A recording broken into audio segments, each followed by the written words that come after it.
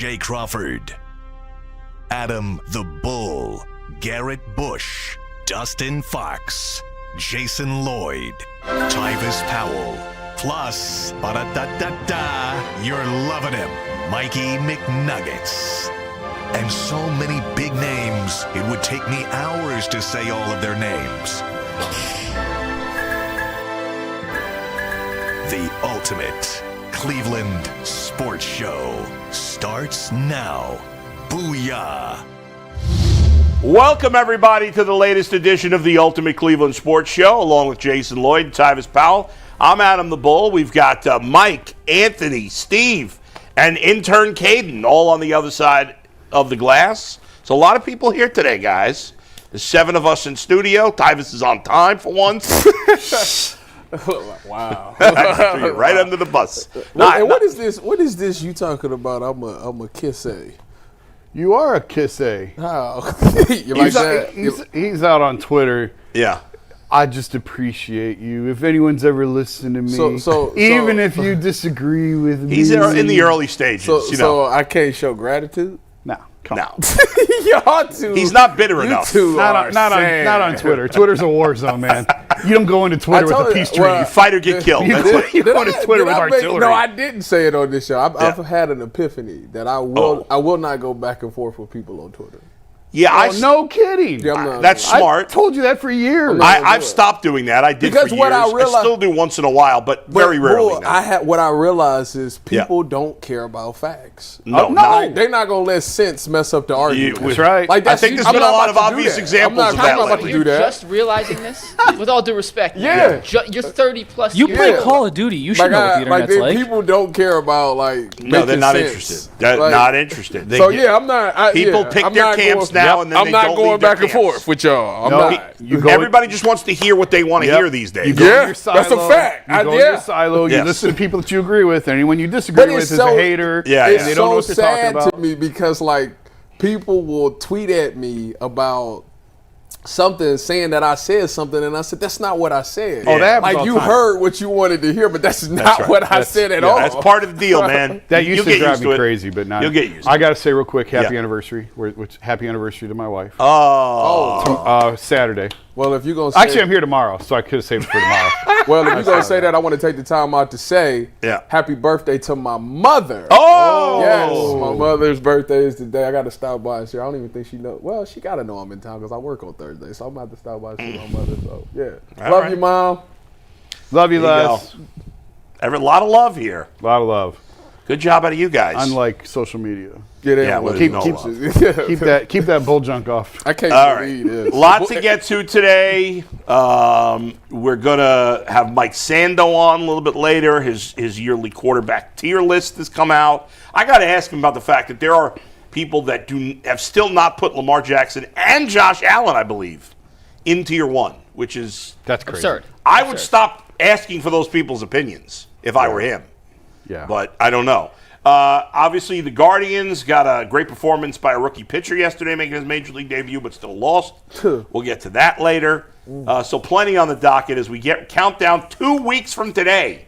The regular season in the NFL begins.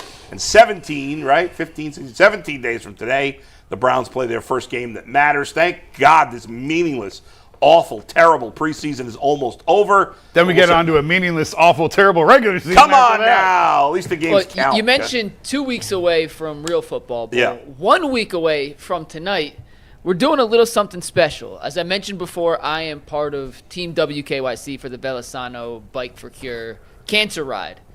Thank you to everyone who donated. I have surpassed my fundraising goal. There's still time to donate if you want to donate. I'll make sure Ant puts the link in the chat if you want to help our cause. We're raising money. All of the money goes to finding a cure to cancer. And in an effort to help raise even more money, 1 week from tonight, Team WKYC, I'm the only person on UCSS that's a part of Team KYC, is doing a talent show at Hilarities. It is hosted by yours truly, Mike Polk, and myself. I'm doing a little stand-up. I don't really know what else is going on other than there's going to be some musical acts, maybe some magic, and some unknown talents from the rest of the WKYC roster who is doing this Velosano Ride to Cure Cancer. But I will be for sure doing a couple minutes of stand-up. Tickets are online. We'll put the ticket link in there as well in the chat. But if you would like to support, if you would like to help find a cure for cancer, come out next Thursday night to Hilarities and let's have a good time together. All right. There you go. And Good with event. that, Bull, Good cause. All right, let's talk a little football. Yes. And a report that came out this morning from Jason's coworker, Diana Rossini. According to Diana Rossini, Steve, you want to take tagboard full here.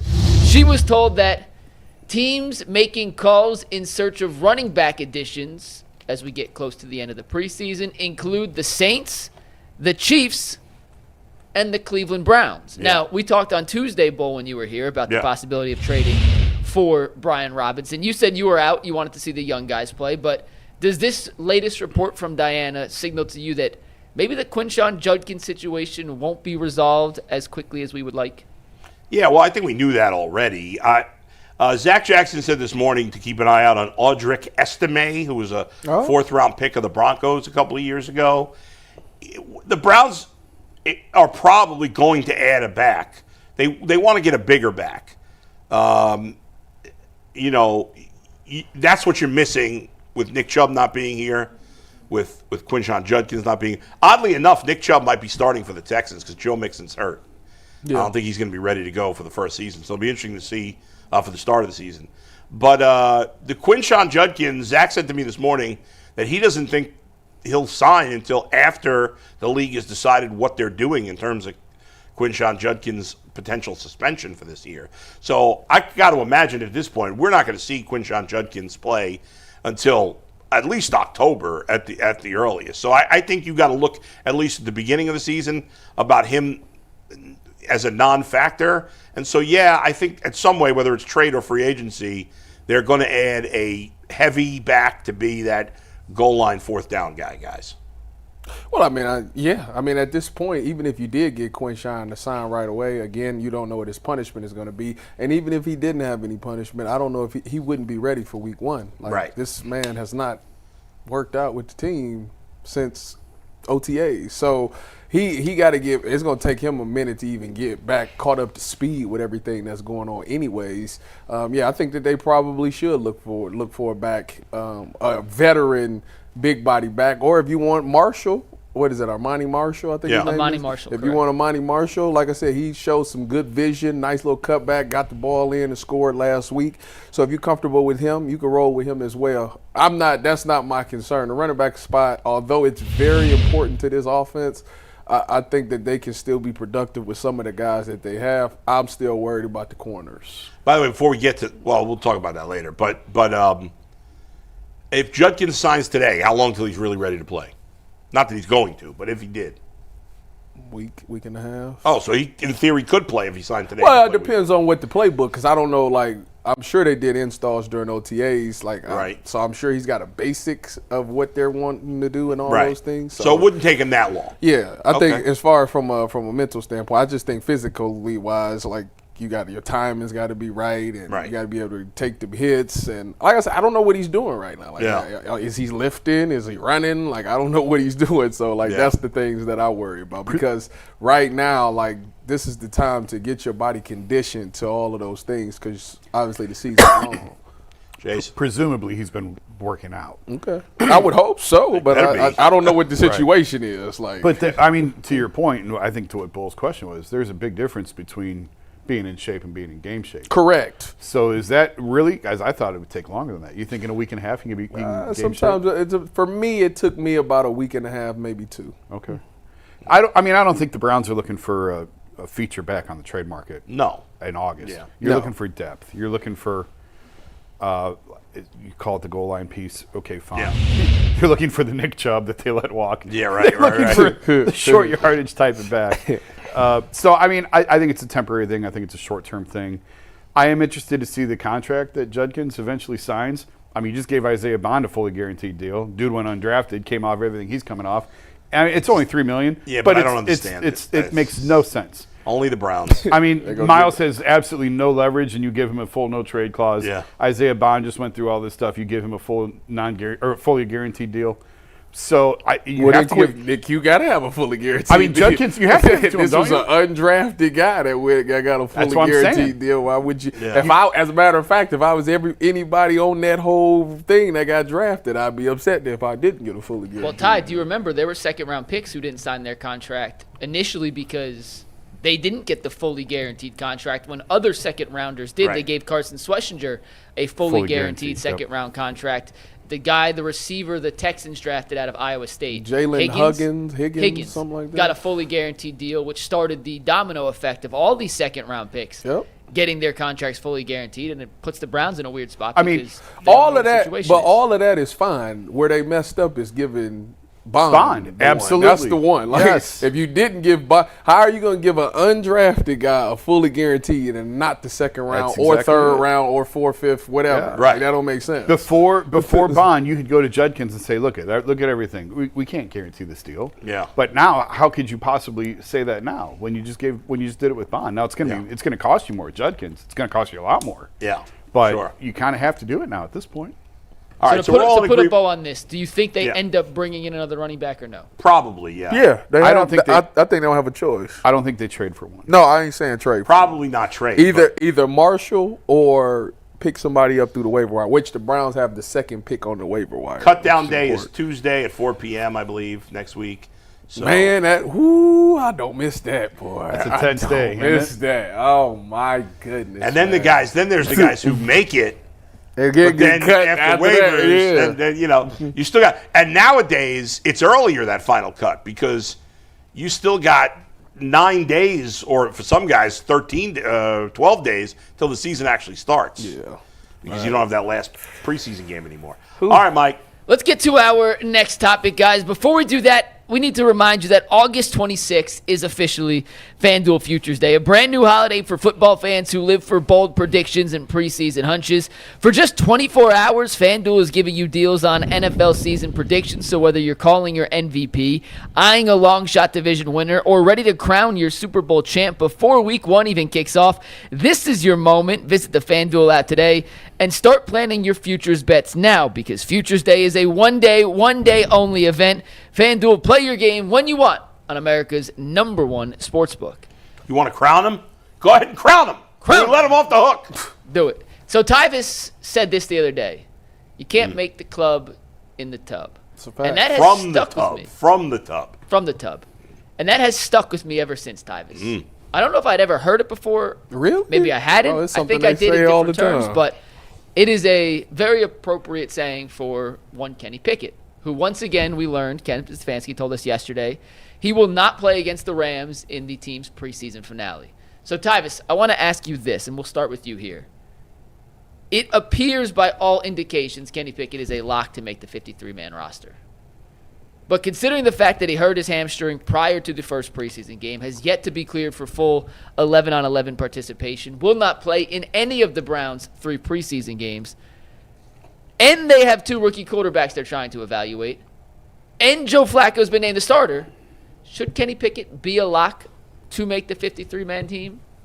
Should he? I mean, given everything you just said, no, he shouldn't. But ultimately, it comes down to the fact of how much do you believe in those 2 rookie guys if something was to happen to Joe. And if he makes it, then that tells me that the confidence isn't all the way there with Dylan Gabriel or Shedeur Sanders. So that's your safety net, I should say. And just in case something happens to Joe Flacco, you're comfortable with Kenny Pickett in there. But if the rookies are ready to go, then no, there should be no reason why he's on this roster. That's my personal opinion. Jason. You guys keep putting me in a position where I have to talk up Kenny Pickett and defend Kenny Pickett. I don't want to do that. I don't want to act like I love Kenny Pickett. Just say what it is. He was good enough to be the backup on the Super Bowl champions last year. He's a backup quarterback in the NFL. Let's not act like this guy's complete and total trash. He's not. Now, do I want him to be the starting quarterback on a team for the next 10 years? Absolutely not. But let's not pretend that he's got no body of work, no NFL tape, and he's not good enough to play in the NFL. Of course he's good enough to play over a couple of rookies. Yes. Of course he has a spot on this team for now. Yes. Now, 8, 9, 10 weeks from now, are we having a different conversation? Possibly. But, I mean, no, you can't make the club from the tub. Okay, fine. he hasn't been in the tub for the last 3 years of his career. And if Philly thought he was good enough to be the backup on a really competent, high-functioning team that won a Super Bowl, I think he can be one of the quarterbacks on a team that doesn't have a quarterback. I said it yesterday. From all indications, he was going to be the starting quarterback had he not gotten hurt. So how do we go from he was going to be the starting quarterback to he's completely off the roster? And no, I don't think these rookies are ready. We'll get into that, I think, in a couple minutes. But no, these rookies aren't ready to start right now. So you're going to carry the veterans until they're in position to play. But I just don't think we're at that point yet. Let me ask you, you say that. Given the fact of how reps is distributed during the regular season, how do you get the young guys? I wrote that today. Oh, well, make sure you go check that No, out. I mean, it's... Oh, you didn't put it out yet? No, I did. But, I mean, that's kind of what I wrote is like, if Flacco's the starter and Dillon is who Kevin wants, where's Shador's reps? We talked about yesterday on the show. Where I told Dustin, I'm like, if they're going to carry 4 quarterbacks on the team, what's he doing? And he goes, scout team. I said, then what's Dillon doing? He said, scout team.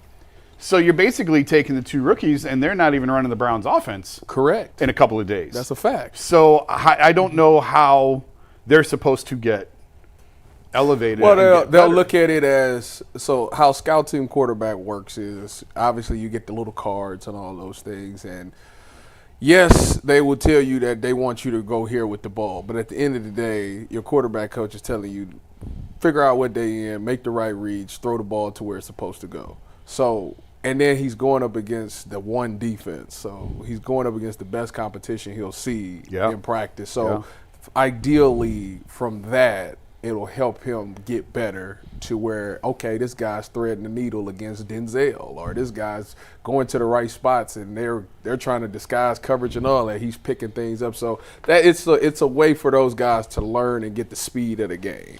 So I get the gist of what you're saying about Kenny Pickett. But those same Eagles just traded him for DTR. They did, yeah. Okay, so was he even the backup last year, or was Tanner McKee the backup? He was the backup. No, Kenny was the backup. Kenny was the backup. Well, they decided that they'd rather have Tanner McKee as their backup. Tanner McKee's thrown 45 NFL passes. Who you think lost the trade in that? The Browns give up a pick. I don't think there's any. Why would you? What did the Eagles get with the pick? I'm saying, like, it wasn't just a quarterback for quarterback swap. No, I know that, but the Eagles were saying. So I'm telling Tyvis, like, probably the Browns lost it because they didn't include the pick. The Eagles said, we have this Tanner McKee. He's only thrown 45 passes. He was a 6th-round draft pick. We think he's better than Kenny Pickett. We don't need Kenny. Hey, Bull, when they had their Week 17 game where they started their backups, McKee got the start, for what it's worth. It wasn't Pickett. Wasn't he hurt? Did Pickett get hurt last year? How did he get hurt? How much did he play? Did he play, Pickett? Pickett played 5 games through 42 passes. Oh, McKee played 2 games through 45 passes. So McKee actually threw more passes. I'm looking at the game log. Yeah. Pickett played a lot in the game against Washington when Jalen Hurts got knocked out of that game early. Yeah. I think, Mike, Becker said Pickett got hurt and McKee came in. I don't need, listen, Pickett was the backup, but they wanted to see what they had in McKee the last game, I'm sure. Right? He said Pickett got hurt. That's why McKee went in. Okay. Well, so Pickett was the backup. You were right. They saw enough in that one game with McKee that they said he's better than Pickett. Did they not? What year? I mean, now you could argue, they also had McKee for a couple of years, whereas Pickett's going to be a free agent after this year. But the Eagles are trying to win a Super Bowl. Yep. They decided that Tanner McKee was a better option at backup quarterback than Kenny Pickett. And we don't know if Tanner McKee can play either. He was a 6th-round pick. So Kenny Pickett, to me, is a nothing. Is he a backup quarterback in the NFL? Sure. He's a guy who'll probably be a backup quarterback in the NFL. For a long time. He'll be the latest list of guys that, he's a backup. He's going to start here and there. Nobody wants him to be their starter because he's going to be one of the worst starters in the league. He'll be a fine backup. He'll play a good game or 2 here and there, and that's it. So, to me, I would keep him because the Browns have made it obvious that they don't believe either of the rookies is ready to play. Because if either of the rookies was ready to play, in their opinion, why wouldn't they be playing? History indicates the rookies aren't ready to play. How often does a 3rd to 5th round pick start? Almost week 1? never. Almost. I looked it up. It's like 4 guys. Dakota Prescott.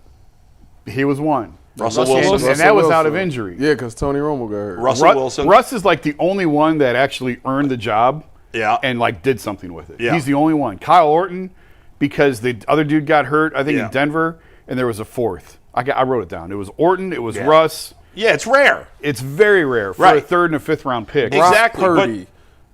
But Jason, Brock Purdy played. Not week one. Not week one. But if Kevin Stefanski thought he was ready, either of the guys, they play him. They'd play him. Yes. Why wouldn't you? Yes. They'd be. Chris Wenke was the other one. Oh, drafted in the fourth. Drafted in the fourth round. Started right away and went 1-15. So if you believe that neither rookie with 1-15 with Chris Wenke. Chris Wenke. Guys, if you think neither quarterback is ready, neither rookie is ready to play, and you don't want to put them in harm's way, so you're starting Joe Flacco, well, then you have to have Kenny Pickett, because if Joe Flacco gets hurt in the first few weeks, you got it. Those guys are not ready to play, so I got to play Kenny Pickett. And by the way, he's 40. He's probably going to get hurt. Yeah, exactly. I think it's also, you got to look at it from along the lines of therefore the beginning of their schedule is tough. Yeah. It's going to be very tough. And like I said, it'd be tough to throw a rookie in there and expect them to just succeed and look great. Right. Granted, if they do, great, but nobody's anticipating that to happen when you look at those first few games if something was to happen to Joe. So it's literally just insurance if Joe goes down. But my thing is the development part. Is scout team enough? I don't know. You would know better than us. Tell us. Scout team is fine because you're going up against the ones, but well, how else are they supposed to develop? I mean, what are there's but you're throwing to practice squad guys and stuff. But what do you want the Browns to do? What should they do in this situation? That's why this preseason was very, very important. Because the reps is going to be diminished. Yeah. The problem with where the Browns are and what they're trying to do, when you have, whether it's a third or a fifth round pick, when you have a developmental guy, you're supposed to bring him along slowly, right? And you're supposed to let him start on practice squad or on scout team. It's fine because you're not counting on him for this year anyway, and you let him progress slowly. The problem with the Browns is there's not an established veteran in front of him. If they had a guy toward the end of his career and you were grooming either Shador or Dylan to take over 2 or 3 years from now, there's no rush on this. The problem is they don't have that guy. Right. So they have 1 year to figure out what they want to do because they're going to take a quarterback in the first round next year. So that's why the clock is speeding on them more so than it is in a normal situation where if you have a guy that you're trying to see what he can do, give him a scout team for 3 or 4 weeks, 5 weeks, 6 weeks, the entire year. It doesn't matter because then next year he's going to be a little bit better. And then the following year, the Browns don't have that kind of time because of where they're at and where they're going. So that's why this is so, to me, that's why this is so discombobulated because it's the combination of no established quarterback, you drafted 2 rookies, and you're likely to be bad enough to be able to get a rookie quarterback in next year's draft. That you do. It's a very unique circumstance, which means they really need to play both rookies, I think, at some point this year. They do. But when and Jimmy is that said time? They were going to. Has them said, we're going to see them because you have to. You have to see it. You have to know what you have so you know what you're going to do next year. Although I told Mike this morning, they're taking a quarterback next year. Period. They are taking a quarterback in the first round next year. Full stop. I just think it's funny because this year, this is gonna be one of them years that we gonna get to the end of this season. The ultimate goal of this season is to find out if you got the quarterback or if you need to go get the quarterback. We're gonna get to the end of this season and have no clue. That's what's going to happen. I guess it depends how much those That's those exactly what's going to happen. We're not going to know really if the Browns, about the other two, Dylan Gabriel and Shador. We're not going to have a really The truth is, if the Browns end up in a position to take the best or say second best quarterback in next year's draft, they're going to take and that guy is seems to be a no-brainer, they're going to take him no matter what. So let me ask you this. Just let's fast forward. Let's say that does happen. Yeah. Is he the week 1 starter? 100%. That's mess. So these two we just go. That's it. Goodbye. That's the way it works. All of these wars that people have been waging for the last the Dylan Gabriel versus Shador. It ain't gonna matter. A year from now, ain't nobody gonna be talking about it. Probably not.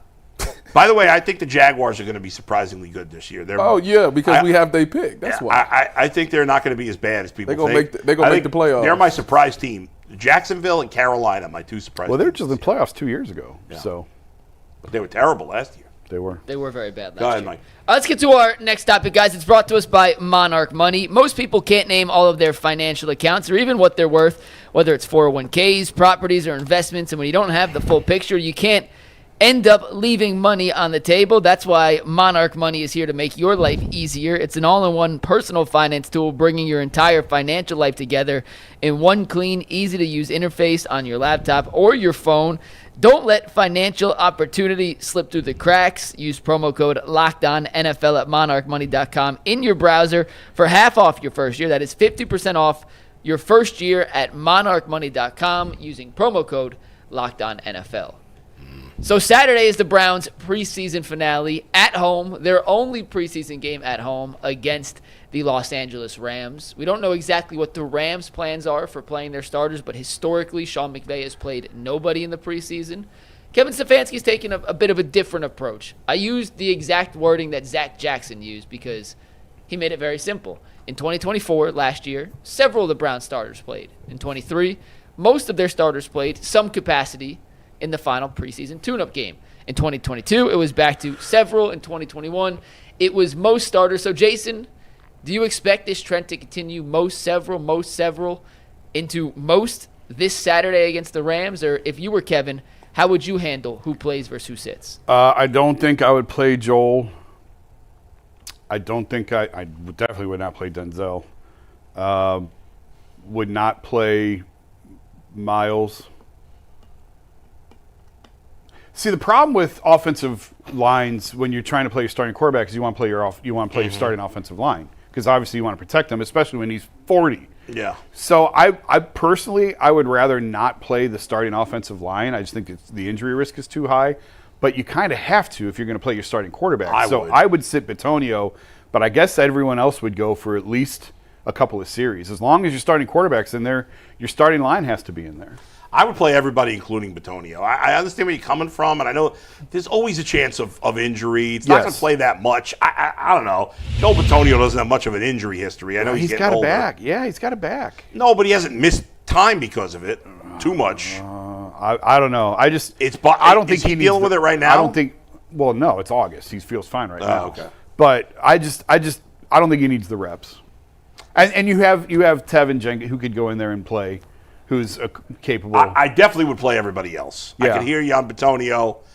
The other guys can play, certainly DeJuan Jones. And there's nobody. I'd want to play Jerry Jeudy just to have some game reps with Flacco to start the season, have some chemistry. And, running back, there's nobody worth holding out. No. Would you play Miles? No, I wouldn't play Yeah, Miles. I wouldn't either. He's the last hope on defense if Denzel can't play. If Denzel can't play week one, that's a total disaster. They make it sound like it's not. Yeah, I think he's going to be okay, but I certainly wouldn't play him this weekend. But I think he'll. You I wouldn't play him if he's healthy. Denzel should never play another preseason game. I wouldn't play Denzel this week for the simple fact that I'm still trying to assess them other corners. So this is my last. Yeah, he's not going to play. There's like no way this would be like it because if Denzel does Denzel, he's gonna miss 1 or 2 games. So this. I hope it's only 1 or 2. Who you roll out there on Saturday is who you probably gonna roll out there. I need to see what it looked like. And the Rams, if they playing they ones, this is a good test. Yeah. So actually, this is perfect that Denzel. Well, Mike's right. McVay doesn't usually play his starters on this. Well, much anyways, I still want to see the other corners get some work out there. So I'd let Miles start. I don't. Okay. I'm not a fan of certain guys waiting it. I know Miles has absolutely earned the right to, but I'm not a fan of waiting till the regular season for them to see game action. Like I give him a series or 2 and then get him out. I just got a text from a source that said Miles is going to a dinosaur convention this weekend and that he won't play because of it. It's just what I'm hearing from a source. We'll see. Fiddlesticks. I really want to see him out there. All right, so I told you. There you go. It's good use of fiddlesticks. Gosh darn it. Yeah. Gee willikers. Holy tooth decay. It's 1950 again. Dang nabbit. We don't want to offend anybody's ears. So, little inside joke going on. Sorry, we don't normally do that. No, so some of the other, like, you mentioned Jeudy real quick. Yeah. Tillman has a wrist thing he's dealing with. He's got to play. Still playing through. I'd play Tillman. Njoku? He's a nobody. He's got to play. Njoku? Yeah. I'm playing everybody. I'm playing everybody. How long? I'm playing everybody. Couple Joe series. Bitonio is the only player I consider sitting on the offense. Couple series. 1 quarter. which is a couple series. Yeah. One quarter. You same thing, Bull, about a quarter, give or take? Yeah. So let's parse out the rest of the quarterback situation then. If that means the other Flacco's. guy, I thought Pickett and Sanders couldn't play.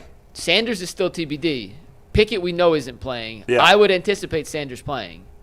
Just my own read of it. So if Sanders can play, how would you divvy up the 3 quarters that are not the Joe Flacco quarter? I'd split them between Gabriel and Sanders. Quarter and a half.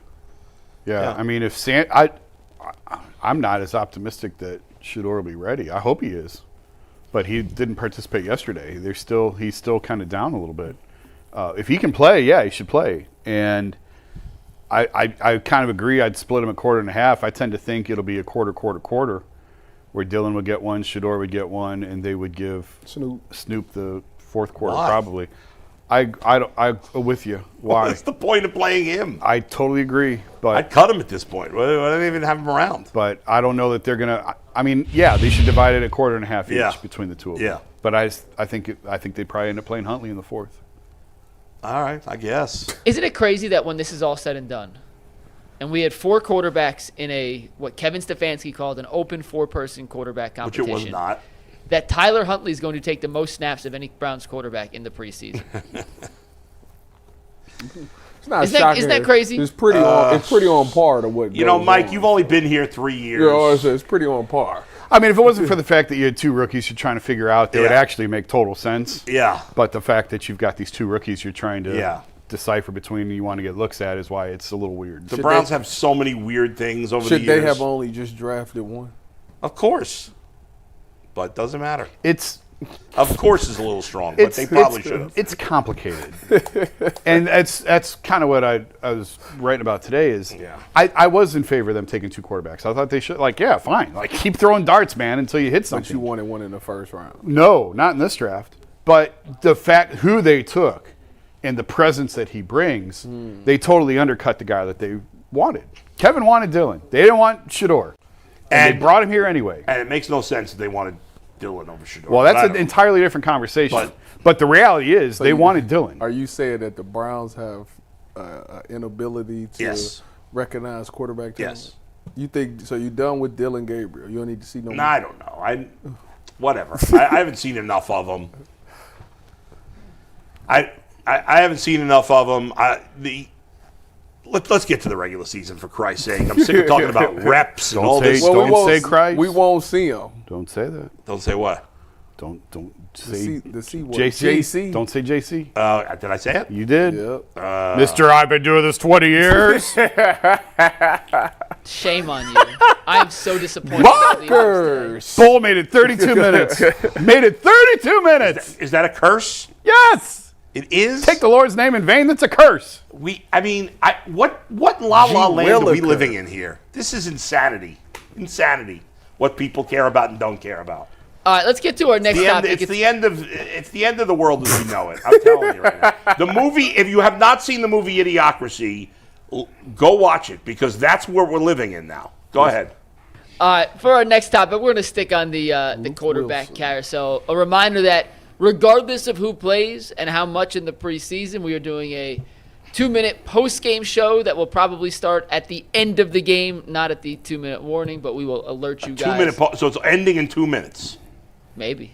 If Tyler Huntley plays the whole game, it'll be less than 2 minutes, I'll tell you that. It's not worth talking about for more than 2 minutes, I'll tell you that. Exactly. We're going to hear from Kevin Stefanski later today. I'm sure he will announce the preseason plans of who will and who won't play later this afternoon. But the plan as of now is assuming Flacco and the rookies play, we will do a post-game show and react. Our 2 preseason post-game show bowls, our 2 highest viewed post-game shows ever. So thank you guys very much for having this much interest in the Browns preseason, and hopefully that translates over to the regular season. But we will be live Saturday afternoon after the Browns-Rams game on our YouTube channel. With that being said, Bull, we have Mike Sando coming on in 26 minutes, who does his annual QB tiers.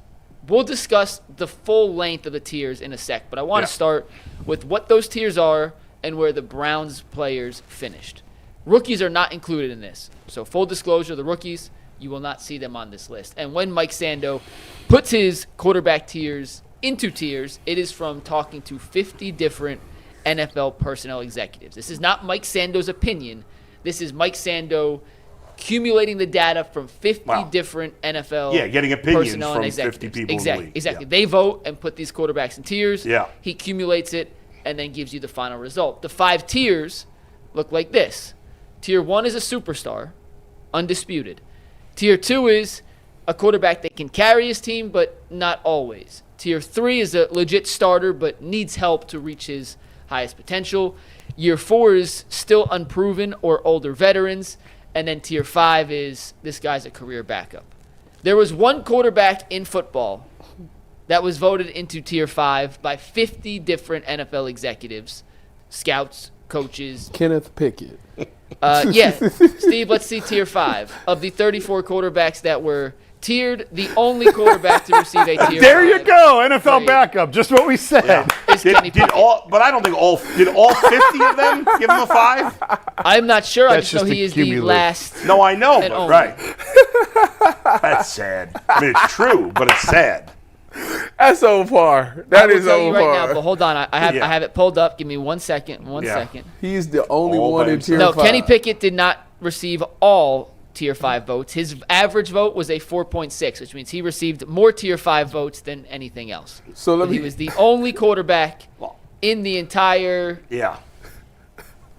Thing pool that was of more voting heavily on 5 quarterbacks. than anything else. Yeah, so let's Yeah. move on to Tier 4. Oh my There's goodness. more than just one name in Tier 4. We have 2 graphics because there's a couple. In descending order, 33 was Spencer Rattler, 32 was Anthony Richardson, 31 was Joe Flacco. We'll see the rest of Tier 4 real quick. It includes Daniel Jones, J.J. McCarthy, Michael Penix Jr., Justin Fields, and Russell Wilson. Steve, go back down to the second part of Tier 4. Sad. My question is to you guys. What's this title on this tier? What's it called? Unproven or old, Okay. basically. Washed up or So the no question show. I want to ask you guys, and then we'll dive into the rest of it because we'll have some fun with Mike Sando talking about it. Yeah, right. If 50 different NFL executives, coaches, front office guys, scouts, etc., look at Kenny Pickett and say he's the worst quarterback in the league that we are evaluating, and they think Joe Flacco's at 31, so you have 34 and 31 out of 34. Yeah. Why not just play the rookies? Why not? But we just discussed this. They're not ready to play.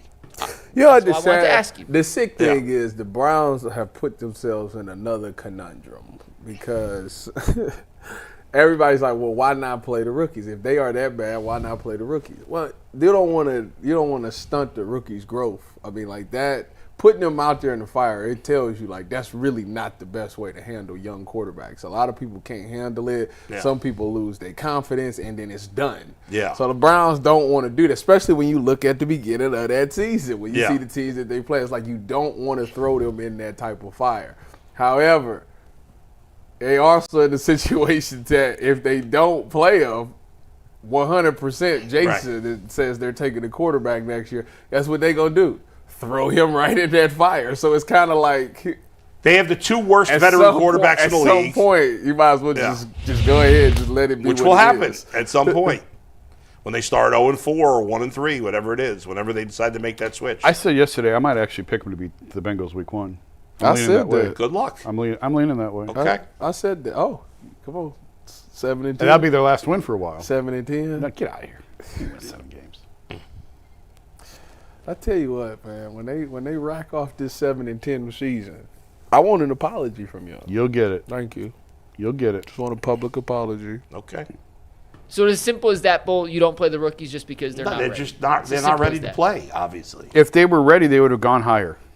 So let me ask you this, Jason. Most 'cause you likely. wrote a column this morning. Then we'll dive into the rest of the quarterback tiers because I think it'll be fun for us to discuss some of that.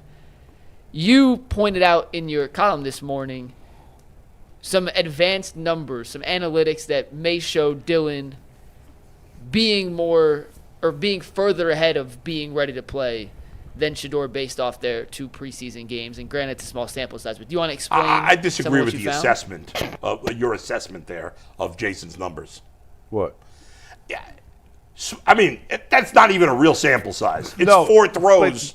Yeah. I understand why you put it there. Yeah. I get it, but to say he's ahead based on those numbers. No, he's ahead based on the fact that he's ahead. That's why he's ahead. He's ahead because Kevin Stefanski thinks he's better. That's why he's ahead. Yes. Not because of those numbers. But okay, so the one thing that I think sort of indicates that they trust Dillon more than they do Shedeur. Browns use pre-snap motion 45% of the time on Dillon's plays, 31% of the time on Shedeur. On third down, it increased to 63% for Dillon, 18% for Shedeur. That has nothing to do with what they did with those. That's telling you that they trust one more than the other. Is that fair? That's fair. That means that he can handle more on his He can handle more. They feel like Dillon can handle more than Shedeur can at this point. That's why they're giving him that. Now, the other one, listen, I'm not trying to say this is the end-all, be-all. We're going off what we have to go off. And what we have to go off is 1/2 for each one. That's what we have to go off. So, Next Gen Stats has what they call tight window throws, okay? Mm-hmm. Where the closest defender is within a yard of the receiver. On tight window throws, Dillon was 3 of 4 against Philly. Shedeur was 0 for 4 against Carolina. Yeah, that's a little skewed. I mean, the 2 touchdown throws seemed like they was pretty tight. I kind of wondered the same thing, but this is what the data says. That's when the data is kind of like, I mean, maybe it was off by half a yard. Literally 2 examples. I thought that first touchdown should have been considered a tight window throw. To me, it doesn't matter. Both of them. I get what you're saying. I just like this is what the numbers are. 1/4 of a preseason game. I agree with you on that. I honestly don't care what either of them did. It is completely meaningless to me. I think people evaluating quarterbacks based on a quarter of the preseason is so bleeping stupid that I can't believe it. How many people I thought were smart were stupid, but it's crazy. Now, yes, I mean I talked to a coach in the NFL who watched Shedeur's game 1 tape, who said he was late and he was throwing the ball where it shouldn't have been thrown. I know everyone loves it. Everyone loved his. I loved it. I said I thought he looked great. I thought he earned more. I talked to a guy this week who said he was really, really late, and if he plays like that in the game, bad things are going to happen. How many quarterbacks have we seen play well in the preseason and can't play in the NFL? DTR. We've seen it a million times. Yeah. I'm not saying that's the case with Shedeur, but it very well could be. Or Dillon Gabriel or anybody else. The preseason doesn't matter. It doesn't prove anything, good or bad. Tyvis? It's a different game. The speed of the game is totally different from preseason, regular season. That's a fact. Plus the schemes. Schemes is different. I told you it was a lot of vanilla stuff that goes on in there. So now you game planning and things like that. So it is very different. That's why you see some guys in the regular or in the preseason, you're like, oh yeah, this guy absolutely can ball, and then he goes out there in the regular season and you don't see anything. Like that's a fact. That happens. However, at the end of the day, both quarterbacks gotta continue they got a long way to go, in my personal opinion. I think for Dillon, he needs to chase consistency because his game really showed kind of what the training camp has been for him. One day he looks good, the next day he's not, like that, and then in one quarter he looked good, the next quarter he didn't. Like that's where the mistakes happen. So consistency is a problem for him. And then for Shedeur, if it is late or all those things, the good news about him is he does a great job of making it look good. The problem is if you're late, that's 100% correct. If you're late in the NFL, it's a pick every time. So, did you think Shedeur looked late against Carolina? I didn't think so. I didn't think so. Yeah. But like I said, that's not something it's so hard for me to tell because it's the twos. It's the twos. Like I would have to see him with the ones, and and to this day, we have no idea what he looks like playing with starters. Right. Or maybe we look like playing against because they had the one day where he took the twos and went up against the ones and completed 2 or 3 passes or whatever the heck it was. But I don't know what he looks like with the ones. I don't know. Is he gonna be late with the ones? I don't know. Yeah. I would love to find out. I thought he played great against Carolina. I thought he played great. Looked good, but I still can't. It's the fact. It is the twos. I just want to make sure I always throw that out there. Yeah. Dillon Gabriel was the twos. I thought Shedeur earned the opportunity for more. I agree. Based off Carolina. I agree. Clearly, the Browns disagreed because he has not gotten any more. Well, he's been hurt. That's true. That's part of it. That's true. Do you really think he would have gotten more? I think he would have.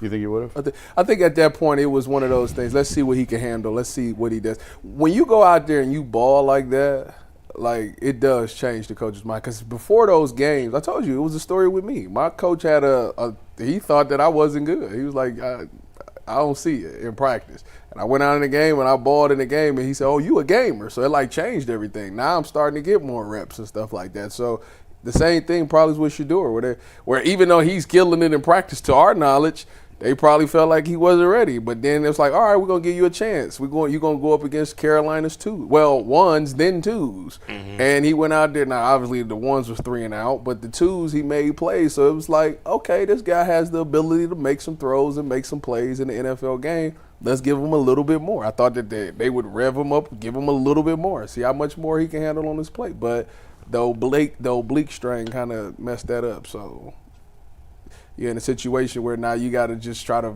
view it through the regular season on scout team. But my thing is, I don't know which quarterback are they going to prioritize. I mean, do you prioritize the 3rd round pick or do you prioritize Shedeur? That's because I don't know. Like they in a conundrum. To me, Shedeur. Listen, I don't know if any of them are going to be any good, but I look at the little I've seen of Dylan Gabriel. He just looks like this. He just looks like there's no upside. Like he's just a guy. He's going to be another Kenny Pickett. Completely unfair to say that. That's just my I think the reason why opinion. But Shedeur at least has some upside, so that's why I'd want to see him. But I mean, I agree with you. But I'm not going to sit here and say I understand why people look at Dylan and say he can be a perfect backup. Because he comes in the game, he was 72% of his passes was completed. On his 3rd downs, he went exactly to where he wanted to go and got the sticks moved.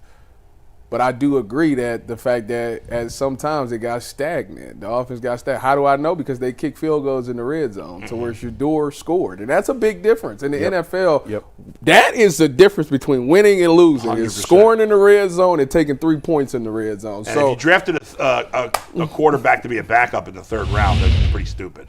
I agree. Well, that's where backups get drafted. Where else are you going to find them? 4th. They do? That's what you do with a 3rd round pick? Well, no, this team has more holes and needs. Yeah. I agree with that part. But quarterbacks drafted in the 3rd round, 4th round, 5th round become career backups. But teams that have good quarterbacks don't often draft. Who's a good backup in the NFL right now? I'm looking up draft Jake orders. Browning. See some 3rd. Where was Jake Browning drafted? Not in the 3rd round. Later than that. See, that's what The only 3rd round pick in 23 was Hendon Hooker. He's a backup.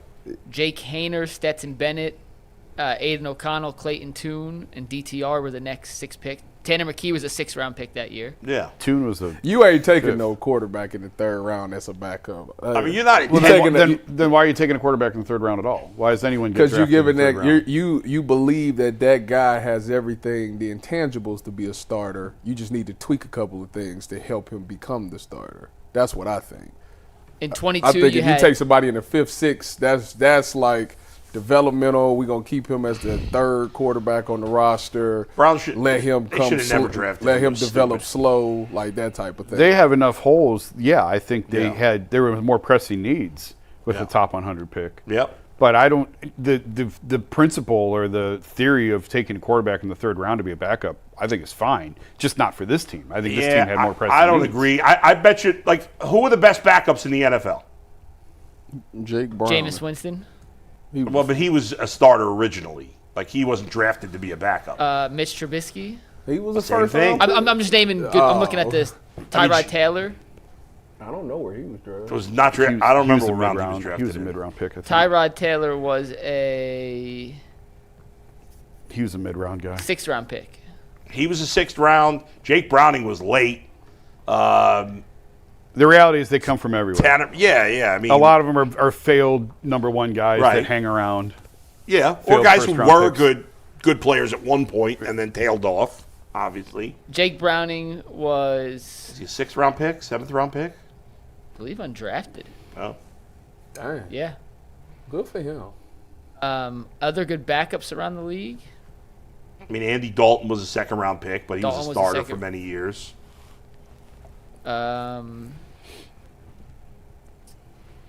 It's young, young guys, late flyers. It used to be, when we were kids, Kyle Trask is Baker's backup. He was a second-round pick, the last pick in the second round. I feel like when we were kids, there were a lot more. Like almost every backup was a veteran.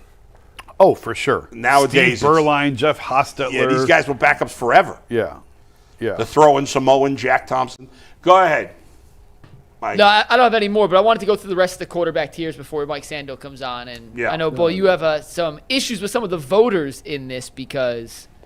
Yeah, I mean, there were some people like there's a tier 1 is Mahomes, Burrow. This is tier 1. Yeah. Which is fine. I wouldn't have Matt Stafford in tier 1, but okay, I could live with that. But there were some voters that did not.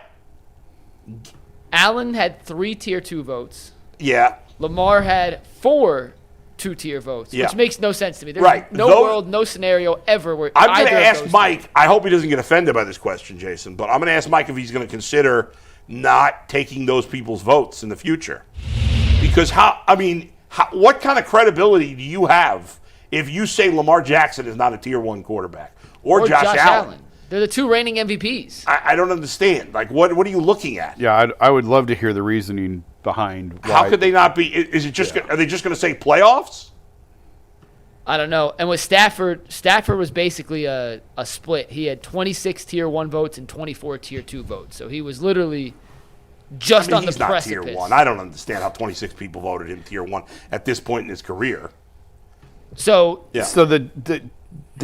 you read the definition and I missed it? Yeah. We did it before we got into where Kenny Pickett fell. Right. But did you read tier 1 and 2?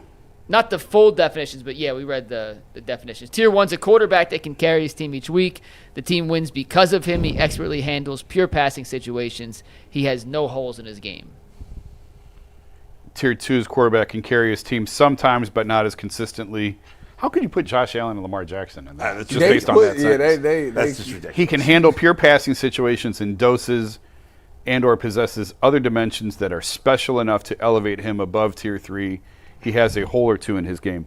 Please tell me where Lamar Jackson's holes are. Yeah, but the only thing you can say about Lamar is that he has not been great in the playoffs. That's the only thing you can say about him.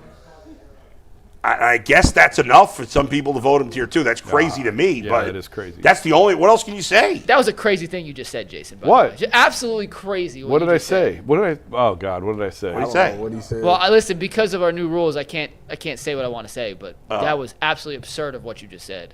I don't know what he said either.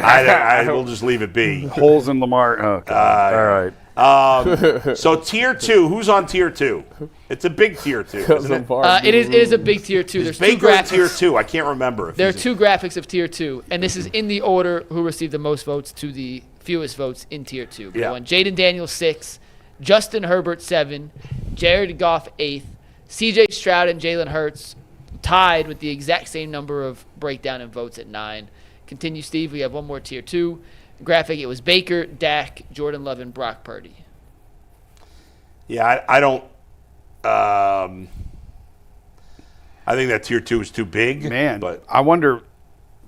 I bet you Brock Purdy was a lot higher than that last year. I wonder how far he fell. Yeah. I wouldn't. I can tell you, Jason, if you're actually curious. I am curious. In 2024, Brock Purdy had 36 tier 2 votes and 16 tier 3 votes. In 25, it was a 27 for tier 2, 23 for tier 3. So not that much different, I guess, right? Or still tier 2, but slightly lower in tier 2. All right, I thought he'd be higher last year. I would. To me, he's a tier 3 quarterback. Remember the time that Jay Crawford said that he was like? Didn't he say he was better than Josh Allen? I think he did. He did. Didn't he say like the he really said that? Quarterback? He did. Yeah, he did. He did. He said he didn't like Josh Allen's turnover issues and would rather have Brock Purdy. And yet he loves Baker, who turns the ball over more than anybody. One of the most asinine takes we've ever had on the show. That was a record-breaking bad take by Jay. Like legitimately. Brock Purdy over Josh Allen. Can you imagine? You did say that. That was like, what, a year or 2 ago? No, not that. Maybe. I think it was a year. There was never a world where Brock Purdy was better than Josh Allen. Like better, not even close. Yeah, it never was. There's not a single Purdy's person. good. There's not a single GM on the planet that would take Brock Purdy over Josh Allen. No. Is Josh Allen the number 1 quarterback taken if everyone was in a fantasy pool right now? Not fantasy? No. But just like NFL GM pool. Yeah, if they were starting the league over from scratch. Yes. Mahomes. It'd be Jaden Daniels or Patrick Mahomes. I feel like. I don't know if Mahomes is number one anymore. I feel like Allen's the first pick. I don't know about that, Mike. I don't know that I agree with you. I'd probably take Jaden Daniels. I think a lot of people would take Joe Burrow number one. I think it's a discussion. I don't think it's a slam dunk, and I have no issue if you wanted to go. I think you can make an argument for Mahomes, Burrow, Lamar, and Josh Allen. I think Jaden Daniels got to do it another year before, but he's the youngest. This is younger, yeah. So I don't think you're crazy, but if he plays this year, like a lot of those, like C.J. Stroud took a step back year two. Yeah. And he wasn't as good as he was great as a rookie, but not as great as Jaden. No, I mean, but if Jaden Daniels does not take a step back and does not have a sophomore slump, then I'm right. I'm with you. Yeah. But right now, I'd put him 5. Jaden Daniels? Yeah. You'd put him 5 in the league? I would. Behind the big 4? Yes. Why? Who would you put ahead of him? I don't know. Because I was thinking if he has another big year, then he's Jalen definitely Hurts. number 5. If I'm starting an NFL team and I have my choice between Jalen Hurts and Jaden Daniels, I'm 100% taking Jaden Daniels. For me. That's fair. I mean, I was going to say, my man Nick Wilson had that terrible take where he said he had Jalen Hurts ahead of Joe Burrow. But that's not as bad as Jay's Brock Purdy ahead of Josh Allen. That's even worse. But so you wouldn't. Who would you take over Jaden Daniels right now? Maybe nobody. Oh, so you? I'm looking at the list. Yeah. I'm looking because I felt like it's too early. Where was he at on the tiers? Go ahead, 5 through 10. He had Stafford above Jaden Daniels. Yeah, I would have. But that's but if age. you're starting a team over, if you're starting a team from scratch, Matthew Stafford's old. Right. Yeah. But if it was for just 1 year, I'd still take Jaden Daniels. Initially, it felt high to put Jaden 5th. Yeah. But then when I look at the list, yeah. Can we see 5 through 10 again, or whatever that was? Yeah. So start here. 5 was Matt Stafford. So right. 6 is Jaden Daniels. Justin Herbert is a little overrated. Let's be honest. Yeah, I like Justin Herbert, but he ain't the 7th best quarterback. He still has to do more. Like, he's still more potential and theoretically as good as he could be. He still needs to do more. I think Hurts is too low. I do too. For what I agree with you. I would have Hurts 6th. I'm sorry, 7th behind Jaden. I mean, I think fair. I would put Jaden 5, Hurts 6, and Stafford 7. And Herbert yes, 8. I actually agree with that. I'm with you. I would have Jaden Daniels 5, Hurts 6, Stafford 7, and then 8 for me. C.J. Stroud, Jared Goff. I like Jared Goff, and I'll tell you what, it's a big year for Jared. You got to have Baker in that conversation too. I can't believe I'm saying that, but you got to have him in that conversation. Ultimately, I would put Baker exactly where he is, 11. I think that's where he is. Now, whether that's tier 2 or tier 3. He lost his OC, right? To me, yes. Yeah. To me, I'd have him as the top of tier 3 more than, the bottom of tier 2, but whatever. Doesn't matter. I think Baker's 11. I think that's appropriate. Where is Trevor Lawrence and all of this? Yeah, that's a good question. Where they got is him Trevor in tier Lawrence? 3. Is he really? Let's see tier 3, Mike. We got Mike. Should we bring Mike on? Yeah, just bring Mike. Let's bring Mike on. All right, let me do a read. We're going to bring Mike Sando on with us. We really appreciate Mike joining us today. Mike's brought to us by FanDuel. August 26th is officially FanDuel Futures Day, a brand new holiday for football fans who live for bold predictions and preseason hunches. For just 24 hours, FanDuel is giving you deals on NFL season predictions, so whether you're calling your MVP, eyeing a long shot division winner, or ready to crown your Super Bowl champ before Week 1 even kicks off, this is your moment. Visit the FanDuel app today and start planning your futures bets now, because Futures Day is a one-day only event on the FanDuel app. FanDuel, it is America's #1 sportsbook. It is the official sportsbook of the Ultimate Cleveland Sports Show. FanDuel, play your game when you want on FanDuel. And with that, we have the man who put together these tiers that we were just discussing, Mike Sando, joining us from The Athletic. Mike, we appreciate you taking some time to talk a little quarterback tiers with us, and I'm curious what you heard on Joe Flacco, Kenny Pickett, and some of the other guys. Yeah, so I mean, it's a little unfair to have Pickett in it because I don't think he was really, truly going to be the starter, but he was the lowest ranked guy in the whole thing. Sometimes that happens when you have a situation where there's not a starter name, so you put a couple guys in there. The Saints were one of those too, where like Spencer Rattler's in there, but he's probably not going to do it. The thing about Pickett, though, to me is I think that while Pittsburgh is a really good situation on the whole, I think Mike Tomlin's a great coach. They're obviously a good organization. I think when Pickett was there was just a real low point of their offensive coordinating. I think Matt Canada was allowed to stay there a couple of years, and as I pointed out in the written part of my piece, like their stats on offense were indistinguishable and slightly better when Pickett was playing under Canada than when Ben Roethlisberger was. Obviously, diminished Big Ben, but I just feel like a lot of these guys, unless there's some fatal flaw with them, who are decent players but not enough to go succeed anywhere. It's the environment. It's where they're at, and we see that all the time with Sam Darnold coming up, looks horrific. Everyone's laughing at him. Baker Mayfield's had his ups and downs. You get to a good spot, some good players around you. You don't have to carry it all. You can be better. So I think Pickett's better than his tier 5. I think he could start for somebody. Flacco is a little bit more fun because I think one of the defensive coordinators I talked to was like, he's still playing, and I think people respect Joe, but also know that if you probably wouldn't want to go all 17 games with him necessarily either. And I think the Browns know that too. That's why they drafted like 17 quarterbacks this year. Mike, we'll talk more about the tiers, but while we're on the topic of Browns quarterbacks, I know rookies are not part of this, but I'm just wondering if you've talked to anybody about Shedeur and Dillon and just what the Browns are trying to accomplish with 2 rookie quarterbacks and what the feeling around the league has been on those guys. Yeah, I think that, obviously Shedeur looked pretty decent when he played in the preseason, so that was nice. It's not much to go on. I always think it's more important if you look horrible in the preseason than if you look good. I think most coaches can make you look decent in the preseason, so it's better than the alternative. Not much to go on. I think Cleveland has confounded a lot of people with, okay, how did they get to this point? What were they doing in the 3rd and the 5th round? Some of that stuff is just typical Cleveland. But I think now that they're on the team, the only way to get a decent quarterback is to draft quarterbacks. So I don't have a problem, bringing multiple quarterbacks onto a team that doesn't have a quarterback. It was just kind of weird how they got there, and you always wonder what's up behind the curtain with the Browns.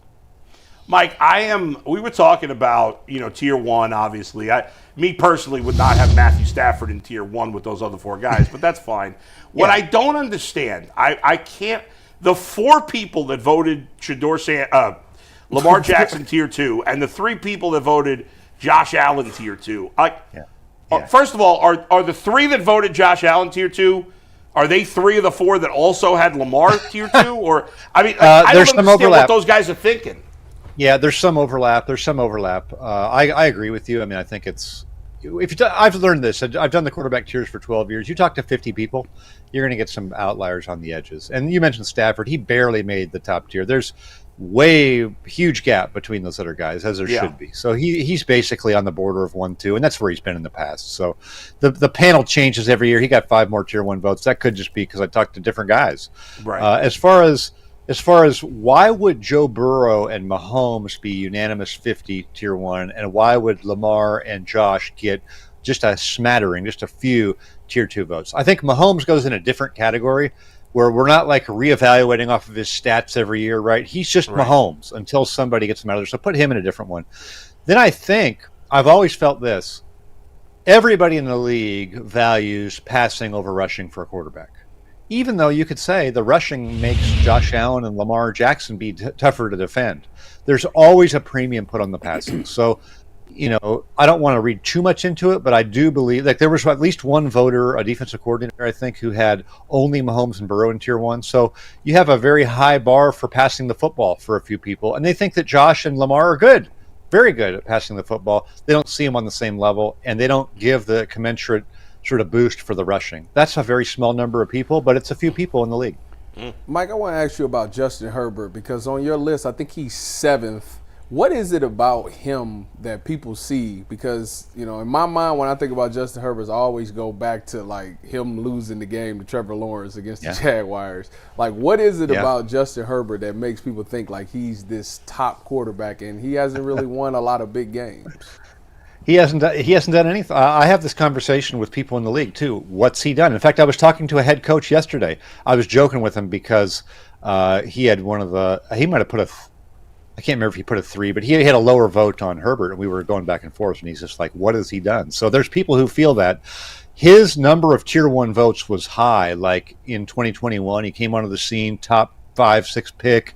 Look at him, right? I mean, he's everything you would want in terms of he's a big, tall guy who can make every throw. And it's not like he plays bad, but his number of tier 1 votes has gotten fewer every year. And so I think people are kind of getting to where you're already at. Like, you got to do something, right? You got to move the needle with the team. Now, I will say when Brandon Staley was there, they had a bottom 5 defense / kind of special teams. And that's very hard to overcome. And we saw Joe Burrow last year go 9-8 with an amazing season. And I'm not saying Herbert's played to that level, but he's had some decent years. I think the question now is he ever going to be tier 1, right? They're going to a Jim Harbaugh, Greg Roman offense where you're going to hand it off. I don't know that we're suddenly going to see him put up those numbers. He's going to have to do it in the playoffs, like you said. Mike, when I was looking at the Joe Flacco breakdown, he ended up in tier 4 with 44 tier 4 votes, but he got 5 tier 5 votes, 5 tier 3 votes, and 1 tier 2 vote. What? I got to know. The person who put him in tier 2, what was the reason? He had to be high, that guy, right? No, well, I mean, we had a laugh about it because he's like, I love Joe Flacco. He just loved him. Just big respect for him. And look, I mean, could I have talked him into a 3? Yes. I'm sure I could have said, what are you doing? But I like to get the votes. I like to get the votes as they are. I'm not like I'm not trying to swing the election. I'm not standing outside the polling place going, hey, this guy's a 3. People fair. can, people can. So, you're going to get an outlier, but there's some respect for Joe. There's one guy out there, Joe. He's got your back. You're still a 2. Oh, that's funny. Was that the most, I don't want to say ridiculous because I don't want to insult the voter, but was that the surprising? One that most surprising vote of anyone you guys got? Yeah, I'll say this. One person gave so tier 4 is an interesting tier because if you're an old player who's been around a long time, tier 4 means we don't think that you're a starter for the whole year anymore. But tier 4 can also be like J.J. McCarthy. We haven't seen you play, so we don't really know. So there was one person who gave all of the rookies from 2024, tier 4, like haven't seen enough. And I'm like, Jaden Daniels? I mean, he went to the championship game. You're going to give him a 4 the same as you're going to give J.J.? I didn't say that, but I mean, sometimes with these voting, like I'll say this, the overall results are a reflection of the league. It's a market value. But any one vote says as much about the voter as it does about some of the quarterbacks. Does that make sense to you? Absolutely. Yeah, that's any right. Any one ballot tells you about that voter, right? You put it together and it's pretty much a good thing. But that's why we do 50, because there's always someone out. If I did 5, it might look totally different, and you'd be like, this isn't any valuable, any value. No, that's a good point, because Jaden Daniels getting the same grade as J.J. McCarthy is insane. But you can't do that. And if one guy does it out of 50, it doesn't screw the whole thing up. It doesn't. Right. It's no one person ruins this thing. Although there was 1 year after Mahomes lost the Super Bowl. Remember when Tampa was chasing him all around? There was 1 year somebody gave him a 2, and I was just like, I was just like, all right, that's all anyone's going to ask about on these things. Is like that one vote, and it's not really representative, but it is funny. Do you ever hang up the phone and go, how do you have a job in the NFL? like what you just said, that's like, for the most part, I like to think they're way smarter than we are, and that's why they're where they are and why we are where we are. But then you hear something like that, I'm like, oh my God, maybe I'm way off on this. Yeah, I think here's the deal. I learned so much from the group of people, and I do believe that person who we are laughing at for having whatever vote would still, I don't talk to anybody who I think isn't smart or I benefit from the conversation, right? So you're going to get some people with a little bit of different views, and that's just true. Like I said, if we did a political poll, you're going to get somebody out there who's smart but has an outlier view, and you're like, that doesn't make any sense to me, but it doesn't mean that you can't get something from that person, if that makes sense. You know, Mike, I had a chuckle when I seen Kenny Pickett in the 5th, and then I seen Joe Flacco not that far away in the 4th. But as we just flashed those tiers, the Indianapolis Colts is in a similar situation because they got Daniel Jones at I think 30, and then Anthony Richardson at 33. Do you think they made the right decision with the Daniel Jones over Anthony Richardson, and will they probably be looking for a quarterback next year as well? I think yes and yes. I feel for Anthony Richardson because it's not his fault he was taken 5th overall, but I think there's a lot that goes with being that job in a locker room that he's not ready for. And I don't know that he'll get there or not, but that's not up to those guys in that locker room to wait 3-4 years for him to see a basic thing in the preseason like the other night when he got hit, when he's looking the wrong way with a hot blitzer coming. I mean, that's to me emblematic of somebody who's not ready for the job. And so the mistake they made was using that high of a pick on him, not deciding to go with Daniel Jones. It's unfortunate, but I think I would do that too. You'll lose the locker room going with someone who's not ready. And then you'll probably you're hoping if you're Shane Steichen, hey, I can get a Giants-type season out of this guy like they did in whatever year that was, 2022, maybe 3, where they went to the playoffs. You're hoping for that. And then, I think you're back in the game next year looking for a quarterback. And then the question is, who gets to make that decision, right? Do you keep going back with the same people making the decision when you've had a run of not great decisions? Mike, I want to wrap it up with a couple of interesting guys in Tier 2, and that's Jared Goff and Baker Mayfield. They've had similar career paths. I mean, Goff's gone deeper in the playoffs because he's been a part of that because he's been on better teams, to be fair. But they both were obviously very high picks, had some level of success at their first stop. Things went completely kind of off the rails for both of them.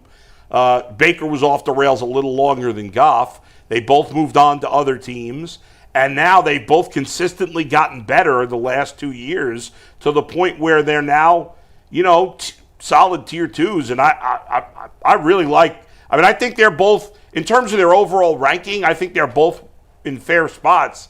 I wouldn't have thought 2 years ago that Goff and Baker would be top 12 quarterbacks, but I think they clearly are. Froze. I was like, it was such a good question. At first, I was like, I didn't really ask a question, so maybe that's why he's not responding. I was thinking about that. I was like, all right, but no. We'll give Mike 1 sec to hop back. Yeah. I was going to ask about Anthony Richardson. It's like I didn't really. I just wanted him to comment on my thoughts about Baker and Goff, but I realized I didn't really ask a question. It wasn't a good question. I just got a text from Mike who said they had a power outage. So that will wrap up our interview with Mike Sando. We appreciate Thanks, Mike for even though you're not hearing us now. Here. And you guys will move on. All right. No worries. Let's get to our next topic. It's brought to us by Monarch Money. Most people can't name all their financial accounts or even what they're worth, whether it's 401ks, properties, or investments. And when you don't have the full picture, you could end up leaving money on the table. That's where Monarch Money comes in. It's an all-in-one personal finance tool that brings you your entire financial life in one place. It's easy to use interface on your phone, your laptop, makes seeing everything in one spot easier than ever. Monarch does the heavy lifting for you. You can link all of your accounts in minutes, see the clear data, get smart categorization of your spending, and finally feel in control of your money without ever touching a spreadsheet. Don't let the financial opportunities slip through the cracks. If you use promo code LOCKEDONNFL at monarchmoney.com in your browser, you get half off your first year. That is 50% off your first year at monarchmoney.com using promo code LOCKEDONNFL. Tyvis, you just mentioned Anthony Richardson in your final question there to Mike Sando, and as you mentioned, he has lost the starting quarterback job in Indianapolis. His agent has come out, said he's very upset with the Colts. They feel like they betrayed him and his client's trust. The Browns have, right now, 6 quarterbacks on their roster, if you include Tyler Huntley and Deshaun Watson. So I'm going to ask you this genuinely seriously, Tyvis. Is it worth attempting to bring in Anthony Richardson as a 7th quarterback because of his upside, or are you just completely out and we're more comfortable rolling with the quarterbacks currently in this room? I've been out on Anthony Richardson since the day he was at Florida, so therefore I would stand on that. I would stand 10 toes down on that decision and say, no, I would not. What's up with him? He's just immature? He's young. Yeah. But he is who he is, though. Is he never going to change? I mean, he's young. He can't. You go look at his high school stats, go look at his college stats, and then go look at his NFL. They pretty on par. They pretty all about the same. See in him? A guy that went to the combine and did unbelievable things. So it's all about decided to take a ball and throw it and hit the ceiling or something, and they was like, oh my God. Same thing, Jamarcus Russell. So you're just saying he's not an NFL quarterback, and he will never be. I mean, I'm not going to say never, but he's got a long way to go, which is what Mike said. Same thing. Like, you really got to take him and development him and break everything down, get rid of bad habits, and really teach him the game. Like, that's kind of where he's at. I think I agree. There's enough physical tools that I see. I totally get why. Look how big and strong and fast he is and how good his arm is. I see why NFL teams would be infatuated with him. But he needs to go to a place that has an established veteran toward the end of his career where you can take time with him and sort of, strip off all of the bad and try and bring does any team have patience for that? He needs to go somewhere that has a great quarterback coach, like or somebody that does well with developing quarterbacks, like Kyle Shanahan or Kevin O'Connell or something like that. Like, he needs somebody that's gonna break the game down in a way that he sees. Sean McVay, like, he needs something like that to become, but like no pressure to start right now. Like, we don't need you. We trying to get you right. He can't even be the backup. He's got to be the third string or fourth string. Well, McVay makes sense because of how much longer does Matthew Stafford have? So that's sort of where I was going with it. Right. And they really kind of tried it very briefly with Baker there, and now it turns out Stafford. I thought at the time Stafford was at the end, and here he still is. So who knows? Maybe Stafford plays another 3-4 years. Right. But if you're going to do this with a guy, then it has to be a situation where you've got time. Browns don't have time. They've already got 2 rookies that they're trying to get a look at. They're trying to develop. We've already said they're taking the quarterback at the top of the draft next year. I don't think Anthony Richardson's going to change that. I get why he's tantalizing, but ultimately I think I would pass. I'll trade Dylan Gabriel for him. Let's go. Well, you could probably get him for less than that. Wait a minute. Isn't the Colts the team that runs RPOs a lot? Yes. Shane Steichen? Oh, yes. Dylan Gabriel be right where he need to be then. Yeah. Oh, he'd be unbelievable there. That's right back to Oregon days. He'd be fine. He is a poor man's Daniel Jones, so good thing they spent he might go there and light it up. All right, Mike. Last thing real quick on Anthony Richardson. Oh, boy. It just I'm asking, then we'll move on because I want to talk some Guardians and we got one more Browns topic to get to. But in terms of Richardson, drafted 4th overall by Indianapolis, immediately thrust into the starting lineup. He barely played in college. He's played 1,700 snaps total since he graduated high school between college and his 13 games in the pros. Been injury prone. When we look at how we evaluate quarterbacks moving forward in the last 2 years, even going back to Anthony Richardson's class, guys like Bo Nix and Jaden Daniels, who played forever in college, have come in with tremendous success and right away were able to kind of pick up and grasp an NFL offense. A guy like Anthony Richardson, who played 1 year in college and then immediately thrust in, has struggled to grasp that aspect of it. Do you think guys like Richardson, juxtaposed to a Daniels and a Nix, is going to change the way teams look at quarterbacks moving forward? No, because unlike Jason, and it stuns me. It has stunned me for years that Jason just assumes people working in football are smart. As one of the smartest guys I know in the business, I'm stunned how lost you are on that. This assumption that because a guy works in the NFL, he knows more than you do is crazy. There's plenty of idiots working in the NFL. I disagree with that. Oh, no. I do. You don't think there's idiots working in the NFL? You don't think there's tons of groupthink in the NFL? Wait a minute. I'm sure that there are idiots, but not in GM and head coach position, other than Freddie. Oh, my God. Oh, my God. That was unbelievable. Freddie Kitchens is a head Browns coach. have had a lot. You think Joe Banner was a quality NFL GM? You really think? Wait a minute. How can you sit there and say Freddie and then say you don't believe that there's Well, that's the one that came to mind. Makes sense. No, that's the one that came to mind. It was like, well, there was Freddie. David Shula, Rich Kotite. I can give you a list. Well, of guys that was a idiots. long time ago. I'm sure there were idiots 30 years ago. Yeah, there's still plenty of idiots. And, see, the problem now has become that there's also a segment of football, like we have in baseball, where the nerds have taken over. And I'm pro-nerd. I'm very pro-nerd. And I'm very pro-analytics. Nerds. The problem is when the nerds don't balance eyes and humanity, that's when you get into trouble on that way too. Totally agree. And there is some of that happens. Yes, there's some of that happens here. 100% happens here. In this town with the football team, yes, it is at times too analytically driven. Yes. And they lose the human touch of it. Yes, and that's a problem. Thoroughly agree with that. One of the things that stood out to me the most, when Theo Epstein said, I didn't become a good GM until I realized you have to balance analytics with human beings. And the teams that do it best are the teams that win, 100%. I agree with that. And so I don't think everybody, just because they're working in the NFL, knows what the hell they're doing. Yes, there's obviously some of them do. The best people certainly do. But just because you're working in the NFL is not a pass that you know what you're doing. There's nepotism just like there's anything else. Of course, yes. And stuff like that. I'm talking at the highest position. Sure. The highest, yes. In general, I agree with you. Yeah. But no. There's still going to be teams like the Colts that get caught up, that ignore everything they see in reality, in games, and see a combine and go, I can fix him. Well, I just want to know how many coaches' cockiness can get in the way sometimes. Oh, for sure. How many players have went to the combine and like did something unbelievable and then went to the NFL and actually was good? Not Aaron many. Donald. What did Aaron Donald do at the combine? He had the fastest 3-cone shuttle or whatever one drill was. Yeah. He broke like 2 or 3 different records. Is he the only one? Was he not great in college? He jumped from what people thought was an undersized defensive tackle as like a second-round pick to a top 15 guy. I don't know if he's the only one. He's just the one that always comes to mind. Yeah, I mean, to your point, there are like these workout freaks, and it feels Jonathan like Vilma. But again, it feels like it doesn't happen as much as I remember. Wasn't like Mike Mamula like a big workout freak? Steve Do you remember Edmond? him?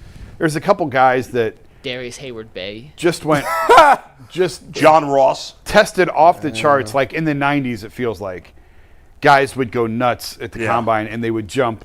And then I think they're not as bad, but I still think there's a level of getting caught up in athleticism and getting caught up in the cockiness of the coach or the GM that they can take this guy who's very raw, and teams and organizations are not patient to develop guys either. That's it. There's just you have to know when you take Anthony Richardson. Yeah. We're committing 3 to 5 years, and nobody's going to give that kind of time. No. So and that's if he matures.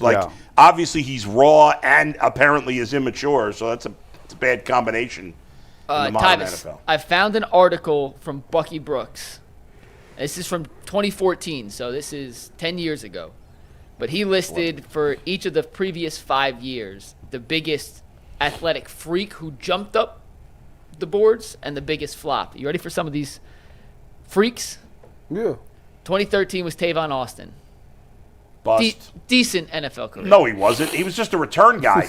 And I don't even know that name. He was What? I don't know that name. You don't know who Tavon Austin And the is? remember the Hard West Knocks. Virginia? Remember the Hard Knocks with the Rams when they Small gave him a receiver contract got to the extension Rams? with Jeff Fisher? I do. He got like the second best highlight tape of Remember all they time. gave him that Tyler contract Tyler extension? It was deserved. so he did nothing on his rookie contract, Who? and then they gave him an extension. Tavon Austin. I don't even know that name. He You sucked. don't know who Tavon I don't know the name. is. I was covering the NBA. That's messed up. Total bust. I got a rip on That my guy was a phone total to be bust, Mike. I covering don't know what you're talking Tavon about. at Dallas. What was his best year as a receiver? He had His second year with the Rams, probably. his first year with the Rams. He had 509 yards, 3 touchdowns. That was his best year. You said he was an okay player. He was a total bust. He was It's a nothing. really good return. You're right. I'm overrating. He was a good return guy, but he stunk as a receiver, and they paid him like a receiver. 2012. Yeah. Don Terry Poe. Yeah, I remember Oh, that. he from the Chiefs. Yes. He was good. He turned into a 2-time Pro Bowler, so decent. Okay. He doesn't stink. 2011. J.J. Watt. He's pretty good. Yeah. He worked out. Hall of Fame career. I'm going to read you I've in heard of him. 2010. I'm going to read you the workout guy he said had the most disappointing workout and then the most impressive because both these guys panned out. Worst was Joe Hayden. Oh, wow. That's because Joe ran that 4.5. The best, the workout freak. You ever heard of him? Earl Thomas? Tyvis, are you familiar with one Earl Thomas? Mentioned him a Never time or heard two. of him in my life. I wonder. You say he had the best? The best. Yeah, I believe it. That dude's he's a football guy. According to this little write-up, he came into the day as a day 2 pick and left as a guaranteed lock to go in the top 15, ended up going 14th. Wow. And then 2009, 2 guys I'm unfamiliar. Well, I know their names, but Jared Cook was the freak and Andre Smith was the flop. So Jared Cook Jared Cook, the tight end? Was a tight end. Yeah. That's the dude. Andre Smith, of course, got drafted by the Bengals. He sucked. I remember him. He's a fat bastard. One catch, 8 yards. Jared Cook. Twice. Bastard. You can't say bastard? No. Who you say was the second person? Man, I got to get used to this new routine. You know what? Jared Cook was a 2-time Pro Bowler. No, he was a decent player, Jared Cook. Yeah, he ended up, One catch, 8 yards. Full game. Tyvis Powell's only assignment was to we're not talking about one game. We're talking about he had a nice career. One catch, 8 Andre yards. Smith Wasn't was he like a high first-round pick? Yeah, they drafted him the first every time. No, Jared Cook went in the 3rd round. No. Andre Smith. Andre Smith was the first-round pick by the Bengals. High I first. knew he was going to stink the second they drafted him because they don't know how to. They don't know what they're doing. Was he like Alabama? Where did he go to school? Yes, Bama. Yeah. He was terrible. They love drafting these fat offensive linemen who don't pan out. Although, to be fair to them, the kid they drafted last year looks like he's going to be a player. Well, it's a Georgia kid. That's why. They changed SEC I like schools. him. I think he's good. All right, we got one last football topic to get to. Then we'll talk a little baseball to wrap up today's show. A quick reminder, if you want even more UCSS content, not from 11 to 1, we have our social media channels. We're on Twitter, we're on Instagram, and we're on TikTok. EP Steve's son, Luke Becker, has been making some awesome reels for us, combining some footage with some takes and puts it together into a nice little 60-second display. Make sure you check us out. Follow us on our social media channels, which you can see on your screen.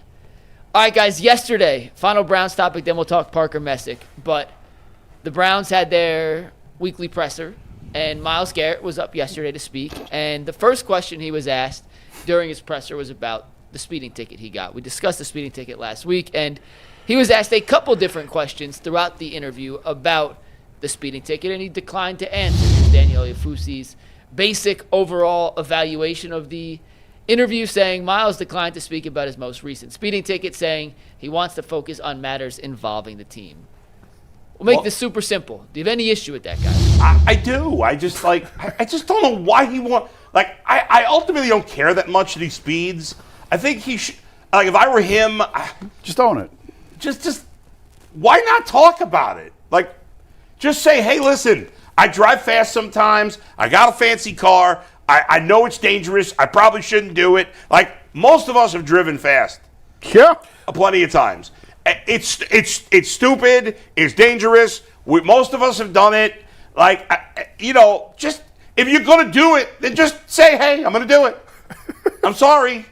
Like, why wouldn't he just, this doesn't involve the team. Because if he gets hurt because of it like he has in the past, it could involve the team. Like, it's just such I don't know. Myles Garrett's weird, man. He comes off a little immature sometimes, which is hard to believe.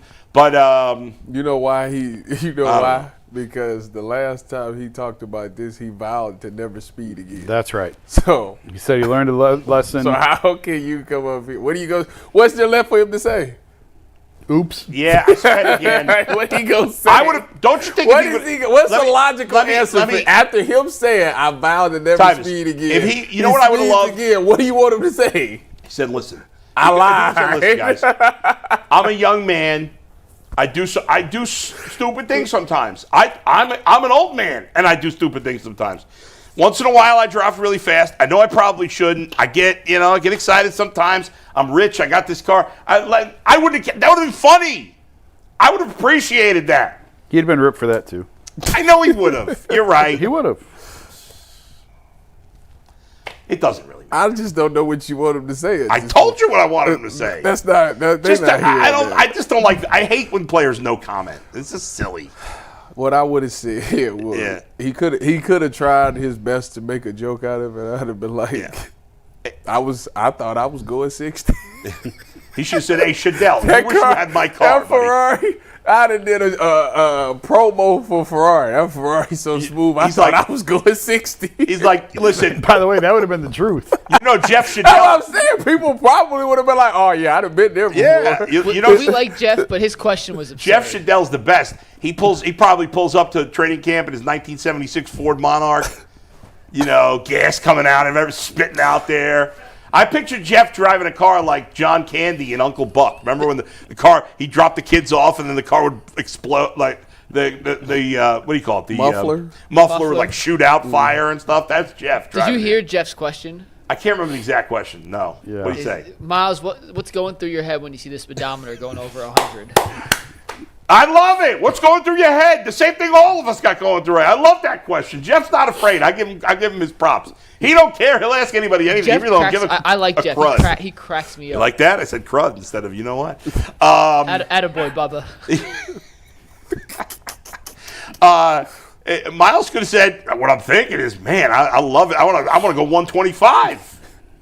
I want to get on the racetrack with this car. What am I thinking? I get high off of it. That's what I'm thinking. You got to say something. Exciting. You got to say something that's very relatable. Like, that car rides smooth at 100. Yeah. I just feel like 60. That's we why I went over. Jeff Shadell I would have said a ride in Miles' car. That's what we need to see. That would be the funniest. No offense to. Can I make a joke about Jeff? We like Jeff. I do like Jeff a lot. If it's a Ferrari, like Miles, Jeff's head ain't fit in a Ferrari. Jeff's got a large. You saying he's got a large head? He's got the biggest head I've ever seen. I mean, I got a big head. It's not Jeff's. But Jeff's not fat though, like me. Which is why it stands out. Is why. Yeah, that's true. He does. But we like Jeff. Jeff's a big kepi, a big kepi, as my people would say. I used to work with Jeff. Jeff's funny. Man. I love Jeff. He used to. I don't know. He probably watches the show. He used to listen to Bull and Fox all the time. Jeff is. I genuinely at Cavs He's a funny guy. Jeff has asked me a bunch of times. Yeah. Like how to find certain stats on the NBA website. Yeah. And the guy covers all three teams. And he's at every press conference for everything. I know. Every time. Who does he write for? I actually have no idea who he even writes for. Lake County News Herald. Oh, there you go. Morning Journal in Lorraine. Shout out to paper I used to work at. Shout out to that was Jeff. your first gig or something? My first gig. Covering Ohio State. Go Bucks. Has he been writing for that same paper forever? Ever. Yeah, since the 70s. Damn. Maybe 80s. For 70s or 80s. 40, 50 years, Yeah. Jeff. Good for him. Miles, man. the only reason Miles. He's a grizzly veteran right there. You know why Miles was speed home that night? Was the woman at home? He got that text. Yeah. You up?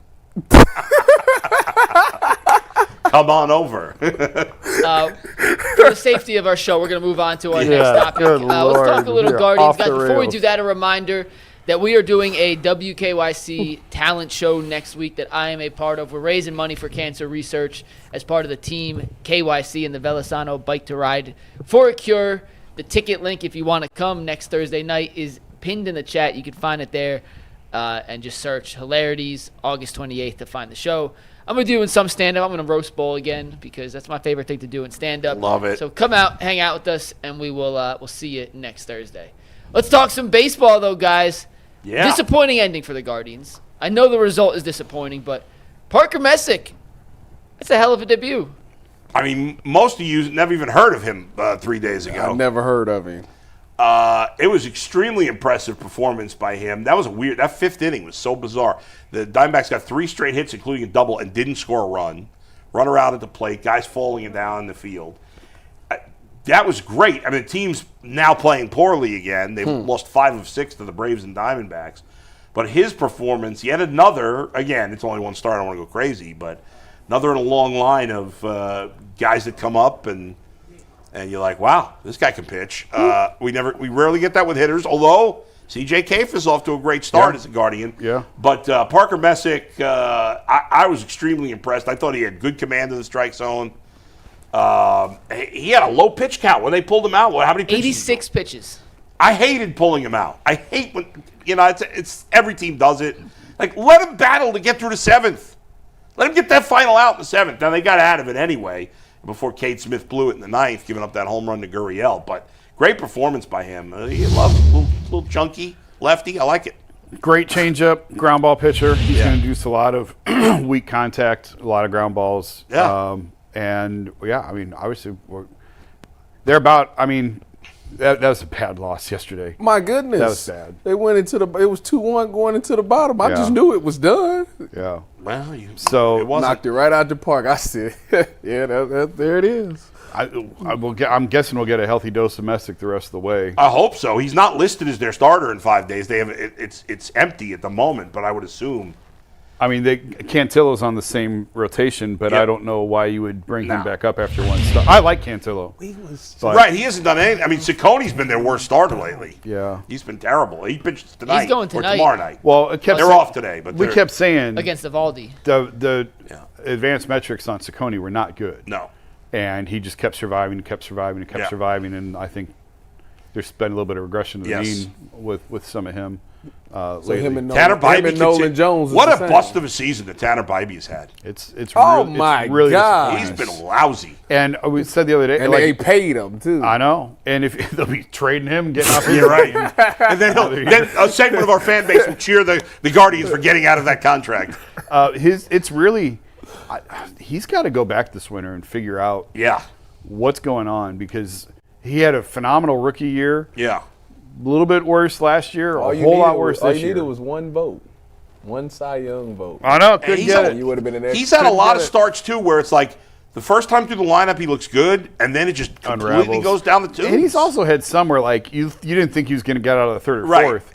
And he battles and gets you through 6. But he seems to have one inning every game where he's terrible. Yeah, so I don't know. This is a big offseason for him. I say that, but he's already been paid. So is it really a big offseason? I hear you. But for his career, this is a big offseason for him. It's a huge disappointment. I mean, obviously Gavin Williams, for the most part, has been very good this year. Logan Allen's been solid. Again, my expectations for Logan Allen are not like the other guys. Yeah. I think he's pitched better than I thought he would. Because we had no expectations for him. Right, because he's a back-end starter. Yeah. You know, and but I love what I saw with Messick.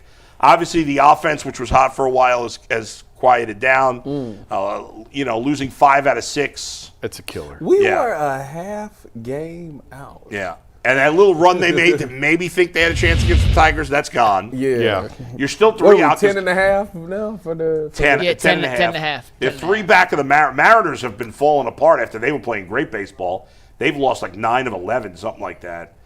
So they're 3 games back, but they're not going to the playoffs. I said this all along, even when they were playing well. I don't think it's a playoff team. They're not a playoff not team. Sustainable. And they're playing a much tougher schedule the rest of the season. They don't play any, outside of the White Sox. They don't play any terrible teams. They're going to win a lot of them games, too. That's exactly what's going to happen. What's their record? What are the Guardians, 63, 61? 64, 62. Okay, so they got, that's 126, so they got 36 games left. 32 of the 36 are against teams that are at least okay. You know, like Texas is under 500, and Tampa, I think, is a game or 2 under 500. But those are decent teams. Like, the only bad team you're playing the rest of the season is 1 series against the White Sox. Oh, no, I'm sorry. They're playing the Twins also. They got 1 series with the Twins. So they got 2 series against bad teams. Every other team they play is average or better. So I just, like, you got to get to 90 wins probably to make the playoffs. I just don't see how they're going to get to 90 wins. Even if you say 88, I mean, they're at 64 and 62, so 36 left. Right? They've got to go at least 24 and 12 to make the playoffs. They're not going 24 and 12. No. Jason, 24 and 12. No. 24 gets them to 88. 88. That might be enough. But I don't think they can get there.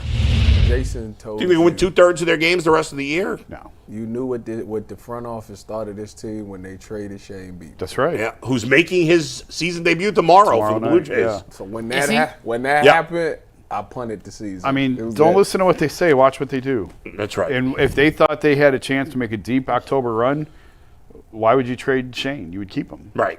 Here's what I can take as positives right now about this season. Gavin Williams had a heck of a year.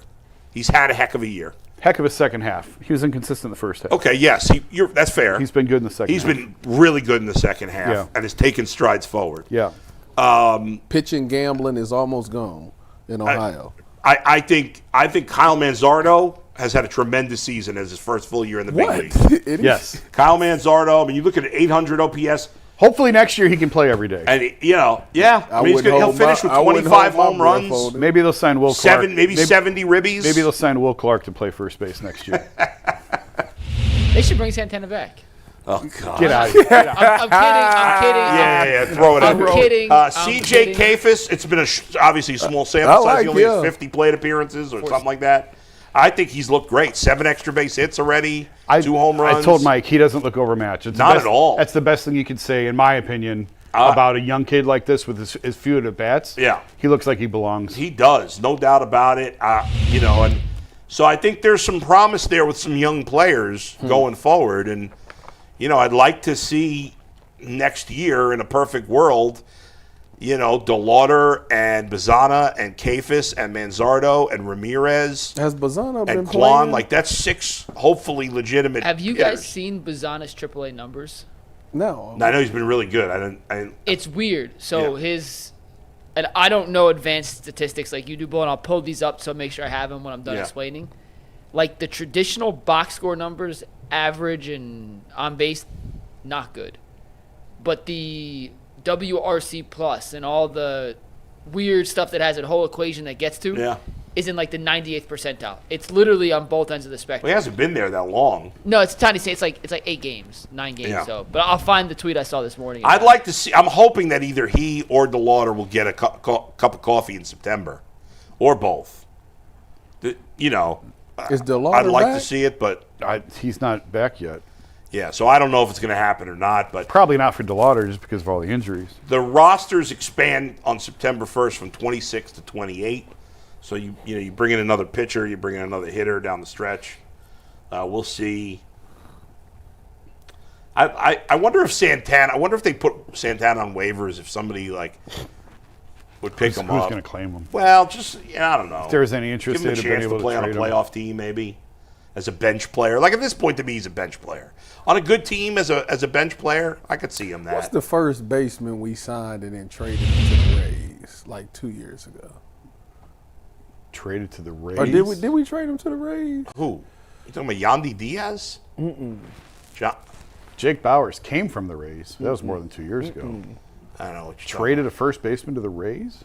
The only trade with the Rays that I can think of is Savali for Manzardo. Maybe it wasn't the Rays. And then Yandy. Those are only two. We had signed somebody in free agency. Oh, Josh Bell. That's who. He get traded to the Rays. He's the Marlins. Marlins. That's who it was. Yeah. Now he's on the. I don't even know where he is. I forgot what. I don't know Washington, where he is. I think.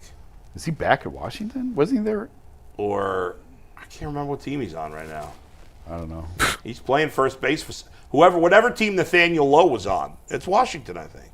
It is Washington. Yeah, he's on Washington. Didn't he start? He started in Pittsburgh. What about the catcher? Ralphie Velasquez has been incredible. He's you're talking hot. about Zanino. Zanino, that's him. He's been retired. But speaking of catching prospects, Ralphie Velasquez, who is my favorite Guardians prospect, just 'cause I think the name Ralphie Velasquez is an incredible offensive name for a baseball player. I don't know that he's going to stay at catcher. No, he's more first baseman. I don't care what he is. The dude hits nukes.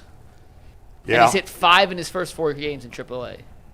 Yeah. Maybe we'll see him up at some point. I mean, Bo Naylor can't play, so. Well. And Austin Hedges, once again, is the worst player in baseball. I mean, that guy cannot hit. Well, how is he still in the big league? I said yesterday, did you see the game the other night? They let him hit. Yeah. In the 8th inning, through. Second and third. Yeah, and I seen your tweet. I didn't tweet it. Oh, no, somebody tweeted it. I spoke too soon. I couldn't believe that they let him hit, and he delivered. He got a base hit. Once a month. So Velasquez, it's AA, not AAA. He just finished up his first week in AA. You ready for these numbers? I'm going to see him tomorrow. I'm taking my whole baseball team to the game tomorrow. Down in Akron? The Rubber Ducks. These are his numbers from his first week in AA. He was 12 of 22 for a 5.45 average. Good? That's pretty good. I'd say so. I just want confirmation. A 6.15 on base percentage. Yeah, it's really good. It's a 1.364 slug. Yep. Yeah, that's ridiculous. That gives you an OPS of 1.979. Oh, jeez. In those games, he hit 4 homers and 4 doubles and 1 triple. 9 extra base hits in his first 12 hits. Jeez. I don't know what ISO is. It's independent. He's on that isolated power.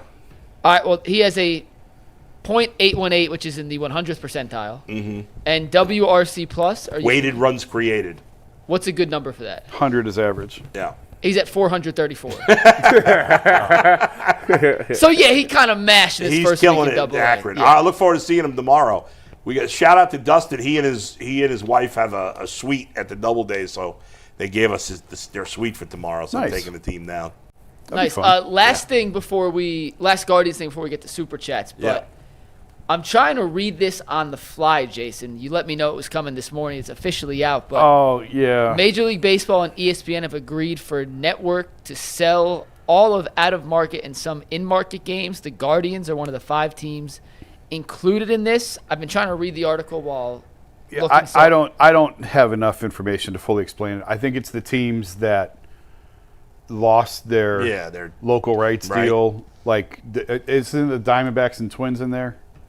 And Rangers. it's the Guardians, Padres, Twins, Diamondbacks, and Rockies. So those are all the teams that when, not Bally's, but with the old company filed bankruptcy, they cut those teams loose. They didn't want them back, and they've just sort of been in limbo. That's why they've got this weird Guardians channel this year where you just turn it on and there's the game and that's it. And there's no other programming.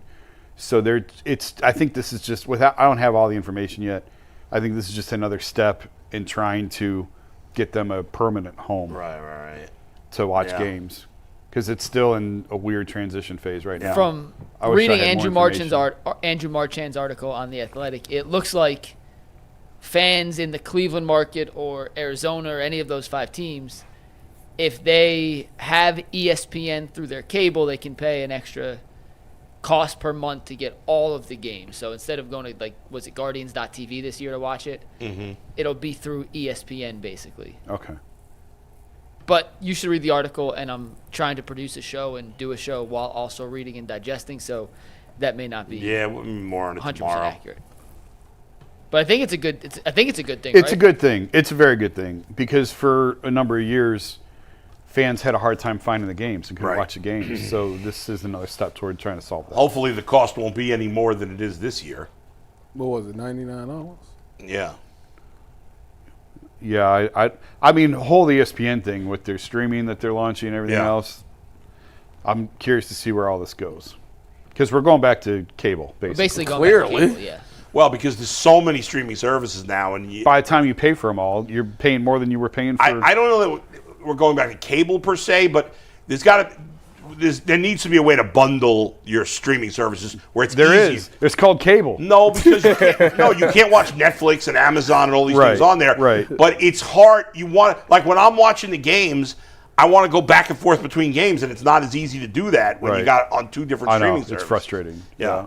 Before we do Super Chats. I got a homeboy that could fix that for you. All right. Before we do Super Chats, Tyvis, I found a more recent article of the 10 most impressive combine performances ever. So of these 10, we're going to see who turned out to be LeVar Arrington, Tyvis Powell. Anthony Richardson was on this list. So okay. He's what inspired the list. This starts from furthest back to most recent. Okay. I'll give you a name. You tell me if he turned out to be good or not. Bo Jackson. He's all right. Tony could have been a Hall of Famer in either sport. Yeah. Tony Mandarich. Oh yeah. He was the first guy that got drafted high because of his workouts. I don't know. He was a big college dude. Yeah, that's true. He was a really big college dude. He was a total zero in the NFL. He was not a workout warrior. He had a huge thing. Right, but he was a bust in the NFL. But he was a total bust. 100% bust. Yeah, Michigan State, right? Didn't he go to Michigan State? Michigan State, yep. Was the Colts? Did he go to the Colts? Not shocked. Yeah. He went to Michigan State. I'm not shocked. You never heard Tony Mandarich? That's funny. That's a while ago. That's just funny. What year he was drafted in '89, so that's before me and Ty were born. I never heard of him. I was about to graduate from high school, so. Next up. Wild. You guys may have heard of this next guy. Yeah. Deion Sanders. Oh, yeah. Yeah, he's all right. Next guy. Another one I'm unfamiliar with. Mike Mamula. I said that earlier. Jason just mentioned he went to the before. Eagles, I think. Was he good? Yeah, he was a zero. He was a total bust, but he was he was the first one that I remember as a guy who just set the combine on fire, shot up draft boards, and then did nothing. He was like a defensive end, I think, in the 90s for the So far you've had 2 guys that were sensational and 2 guys that were total zeros. I mean, I'd count Bo Jackson as a Hall of Famer. I know he's not. But I would Bo and Deion Hall of Famers. Yeah, legendary players. Yeah. All right, this next one, Vernon Davis. Yeah, he was tight end. Yeah, he's very good. I mean, he's a good player. Yeah, he didn't stink. No, he didn't stink. Vernon was good. Or did his career kind of go down the tubes quickly after a good start? Yeah, after Cam Chancellor knocked him out, that's when it was. Give me some Vernon Davis numbers. I feel like he was a bust. No? Vernon Davis made multiple Pro Bowl teams and was an All-Pro. Yeah, he was good. He was definitely not a bust. I'm wrong. He had two separate seasons where he led the NFL in touchdown receptions for a tight end with 13. He had 900 yards. His career went off a cliff early. Did I at least get that right? Or am I wrong about that too? He peaked early but played forever. He played 14 years. Did he play for Washington at the end of his career? Yeah, he played 10 years for the 49ers, 4 for Washington, 1 for Denver. Yeah, I was wrong about Vernon Davis. I think I was thinking of somebody else. All right, next guy. But I'll just take the big L and move on. Next guy, Calvin Johnson. Yeah. Megatron. Yeah. Pretty Hall damn of good. Famer. Kevin White, terrible.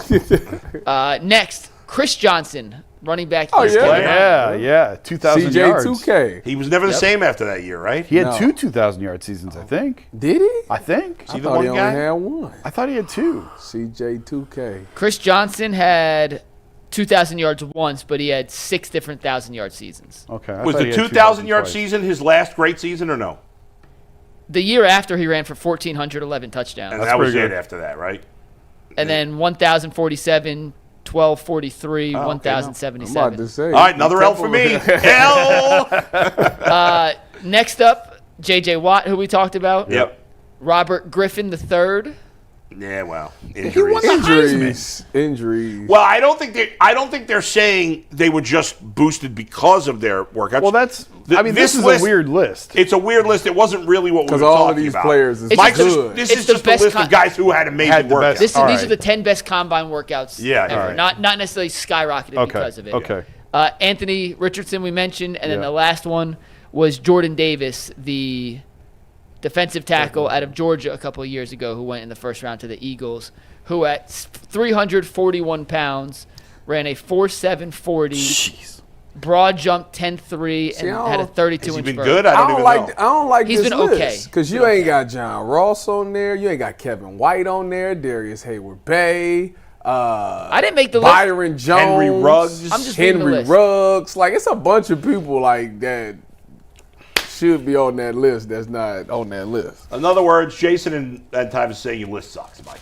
I didn't make the list. I simply read the list. They're saying the list you picked sucks. Sure. Because Kevin White, when he came out and went to the Bears, I thought he was the next Calvin Bust. Johnson.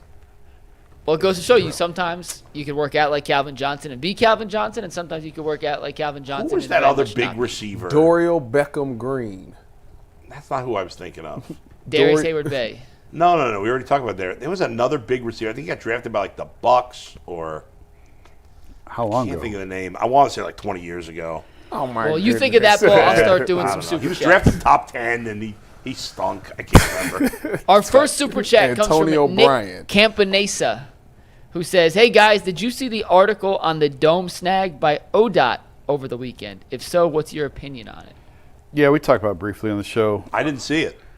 ODOT block. I don't know what the proper phrase is. Yeah. Blocked or rejected the stadium plans because interference with the runways. Which we talked about this a year and a half ago. Yeah. They knew they were going to have to dig down. They were going to have to put the stadium almost underground or Yeah. dig down because of the flight patterns and everything. Right. But I thought the FAA signed off on it, so I don't know. I ultimately I think they'll get this cleared up. Yeah, I guess they have to dig down further. I don't know. I don't know enough about. I kind of stopped following the whole stadium stuff. It's Yeah, probably a bad I'm thing to kinda bored admit, with but it. It's- I kind of give up on it. Call me when it's open. Yeah. Go ahead, Mike. Next up, our next super chat comes from Dragon the Abandoner, who sent us 2. First one is Amani Marshall looks good. Why are the Browns looking for another running back? I mean, he looks good against guys who are going to be flipping burgers tomorrow. So I don't know. He also says Zach Jackson said Gage Laverdian is going to make the roster. He did. Does that mean Kenny's gone? Yeah. That means who's gone? He was asking, does that mean Kenny Pickett's gone? What does that have to do Because a with receiver makes the roster. That I don't I don't think they're tied together, Dragon the Abandoner. no. No. Gage, yeah, Zach said that with me again this morning that he's 100% going to make the roster, in his opinion. He should be the returner, in my opinion. Next up, Brody's bottom line says, newsflash, the quarterback class of 26 is going to be trash. Maybe it is. I don't Maybe know. it is, maybe it's not. Dane Brugler, who we like, Too early to say. Yeah. put out his initial top 50 draft board for next year. It's initial. Of the top 50, he has 7 quarterbacks, including 3 in the top 10. Who didn't he have the Browns taking Arch Manning first overall? That was No, Field that was Yates. Field Yates. Brugler just put out his big board. He had Didn't have him like mock. nope, just big board. He had 3 of the top 10. Klubnik. Who does he have as the first quarterback? He has Arch Manning, who he says might not be in the draft, but because Right. he hasn't officially undeclared, as his second best overall prospect, Man He who has played Lenore 2 games Sellers. last year. It's crazy. and Garrett Nussmeier in his top 10. I kind of thought Arch was going back, and then when everyone came out and said he's going back, it kind of made me think, I don't think he's coming out. You know what I mean? For Jimmy and his grandfather to be so emphatic that he's going back. I'm like, okay, well, that tells me maybe. And then he came out and said, Arch came out the other day. He's like, I don't know where my grandfather got Why would that. he have made that decision already? He had, and we assume that he's going back because Peyton went back. Money it's up to the kid. Yeah. If the kid wants to go to the NFL, he's going to the NFL. You think he's gonna care what his uncle or his dad or his grandpa say? Yeah, no. If he wants to go to the NFL, he's going to go to the NFL. If he wants to go back to school, he'll go back to school. All right, next one. King Savage, the Elite, says, put a hat on, Tyvis. Go Bucks. I like the hair. Why are you going to be dissing Tyvis? I like the hair. I got to let it breathe. Sorry. I think Tyvis looks good. I agree. I think Tyvis looks good. I like him without a hat. This will be my look for football this I think that was really obnoxious by that guy. I can't cut my hair because I got the follicles coming in, so I can't cut my hair right now. I like the hair, Tyvis. I like it really too. good. We're all in favor of your hair. I tell you if it looked like crap. Appreciate that. I tell you. Yeah. Doggy Bone says, Urban Meyer was on the Fan this morning saying Shedeur was elite. I'll take Urban's assessment over Jason's source any day. Well, Urban was a hell of a heck of a head coach in the NFL, wasn't he? Urban's a real class act. He's never done anything inappropriate. Listen, everybody's going to have different opinions. Everybody's going to have different. Some people are going to love him. Some people are not going to like him. That's true. I mean, listen, Urban did do a great job as head coach in the NFL for 1 year at Jacksonville. He really had his finger on the pulse of what it takes to be a great NFL player. So we would love to have Urban on the show, Tyvis, if you want to get in touch with Urban. Especially after I said that. If you can pull him out of the bar. I'll make sure to call over. That's not a curse. Well, make sure Bull's not on. Yeah, make sure today Yeah. I'm off. Yeah. I would love to talk to him, but he doesn't have the guts to talk to me. So let's go. Oh, I'm sure. I'm sure he would run from He's you. scared. Clearly. Guys have before, Jason. Trust me. M. Vine says, Stefanski actually pointed out the benefit of rookies sitting. He mentioned Mahomes and Rodgers. There was a time when rookies sat, watched, and learned. Yeah, I agree. By the way, there's plenty of rookies who haven't sat and had great careers. I So agree. let's not, I agree with that whole sentiment. And Yeah. it's just the fact that y'all are going to take a quarterback next year. So you sit them, but take another quarterback in the first round next year. Like, yeah, right. what was the point of sitting them? Like, Yeah. That's the part I don't understand. Yeah. Malik Copeland says, I hope the Browns get rid of Shedeur. He needs a place that can develop him. The Browns have never been able to do that. They will ruin Nobody his else career. wanted him. You don't try and be logical. It won't get you. I very mean, far. obviously, you know, Because you about to make sense. So obviously, listen. The truth, in my opinion, if he was just Joe Schmo and wasn't a Sanders, he would have been drafted higher. But I don't know if that's But he true. wouldn't have been. This is just my opinion. But he would not have been drafted in the first round either way. That I believe. I believe he would have been drafted higher. I do not believe he would have been drafted in the first round because none of that off the field stuff would matter if he was worthy of a first round pick. Nobody thought he was worthy of a first round pick. You want to say he dropped further because of his name? I can buy that. But we don't know that for sure. But this idea that the Browns have somehow done him wrong and that some team is miraculously going to save him is beyond stupid. the fact is, And that's coming from someone who has made fun of the Browns quite a bit over the years, deservedly well said. so. Well said. the fact of the matter is, we won't know until we see him on a regular season game playing a game. We won't know. To know if he's any good. You got to put him out there just so we can find out. All right, next super chat. DB Dog 21 says, as a former cornerback for Air Force, the defensive coach would have never known that I could cover starting receivers until I got the chance to cover starting receivers, period. Doggy Bone says, Mr. Jolly, you mean Urban National Champion? Yeah, okay. Dontavius Winston says, why do you guys always emphasize Kevin doesn't like turnovers like he's the only coach who doesn't? I don't do that at all. I think it's stupid when people say that. I agree.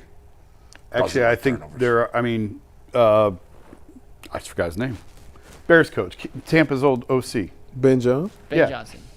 He came out last year and said turnovers are basically said it turned into a whole brawl between you and Jay. Did? Yeah, because he said turnovers. Ben Johnson said be aggressive if turnovers happen. Yeah, they do sometimes. And not all turnovers are the same. And Ben looks at more of the advanced metrics than he does the turnover count. I agree. But nobody wants to have turnovers. Of course. This idea that like one coach, I don't know. I get what the guys. I do think that there are coaches who emphasize it more. Nobody wants them. Yes, okay, that's fair. But I talked to Mike Martz, and Mike's like, I'd rather have an aggressive dude who will try and throw it through a keyhole and get picked off a couple times, I can work with that over a dude who doesn't have the courage to make the throw at all. Exactly. When Deshaun Watson was playing here, he didn't have it. The only positive you could say about him is he didn't have any turnovers. Just because he was scared to throw the ball. Wouldn't throw the ball downfield. I think it's his arm shot. Yeah. Goldilocks Gaming says Browns start the season 4-0. Hashtag believe. No. Darrell Hunter says, Believe what in is drugs. the guarantee next year the quarterback is any good? There's no And guarantee. Reggie the Bug Glover says, someone explain to me why you would draft a quarterback next year if Shador turns out to be the guy. Well, if he turns out to be the guy, then they won't. Yeah. I hope one of them hits so they don't have to do that. It'd be nice to use them 2 first-round picks on other positions. Talking about what's more likely to happen, and it's more likely that they're going to draft a quarterback next year. Real quick. Hey, sorry. Kevin Stefanski speaking right now. He said the Browns will play their starters between 20 and 25 plays on Saturday. So about a quarter. There you About go. a quarter. All right, we'll react to that and the rest of what Kevin Stefanski says coming up tomorrow on UCSS. We'll see you then. Peace.